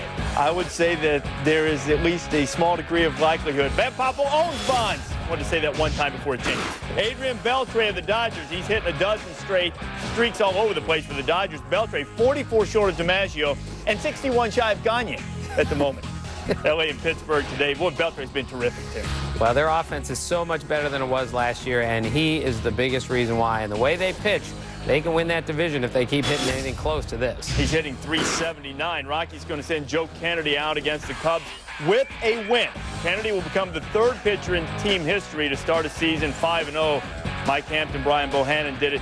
He's going on 3 days rest for the second straight start. Joe Kennedy, 4-0, 2.23 ERA. Okay, here's what we like to do on Sundays. Like to play a little pepper with Mr. Kirkjian here. I'm going to fire some topics at you. And Tim, we'll start with the biggest surprise player today. Well, I think it has to be Joe Kennedy. Keep in mind, last year he was 3-12 with an ERA over 6 for the Devil Rays, moves to the greatest hitters park of all time, and has a 2.23 ERA. The rest of this rotation has a 9.43 ERA. What he's doing is pretty amazing, and the way he throws across his body, I haven't seen a lefty since Scotty McGregor throw. In Major League Baseball, here are some lineup notes for some of the games. Astros and the Braves, Craig Biggio, who passed the 2,500 hit plateau and had a couple of home runs last night, taking the day off. Orlando Palmeiro will lead off in center. Rodriguez, we've talked about how good the Rangers have been without him. This guy continues to put up numbers. Youngest player to reach 350 homers, 28 years, 281 days. And you got to think at age 28, he is going to double that total before he's done, which is 700. Jim Thome took unit yard, but perhaps more significantly during the week, he passed Johnny Bench and Greg Nettles in the all-time home run list, moving toward the top 40. And on his way to 500, no doubt about that. Pat Burrell, his first career pinch hit homer was a 3-run job for the Phils. And him, the way he's swinging the bat, this team is starting to pick it up a little bit offensively. And Pokey Reese. Which one are we going to see? Let's see the one where Pokey runs for a while. You know, he's one of 24 major leaguers to hit an inside-the-park homer and a conventional homer, one that goes over the fence in consecutive innings.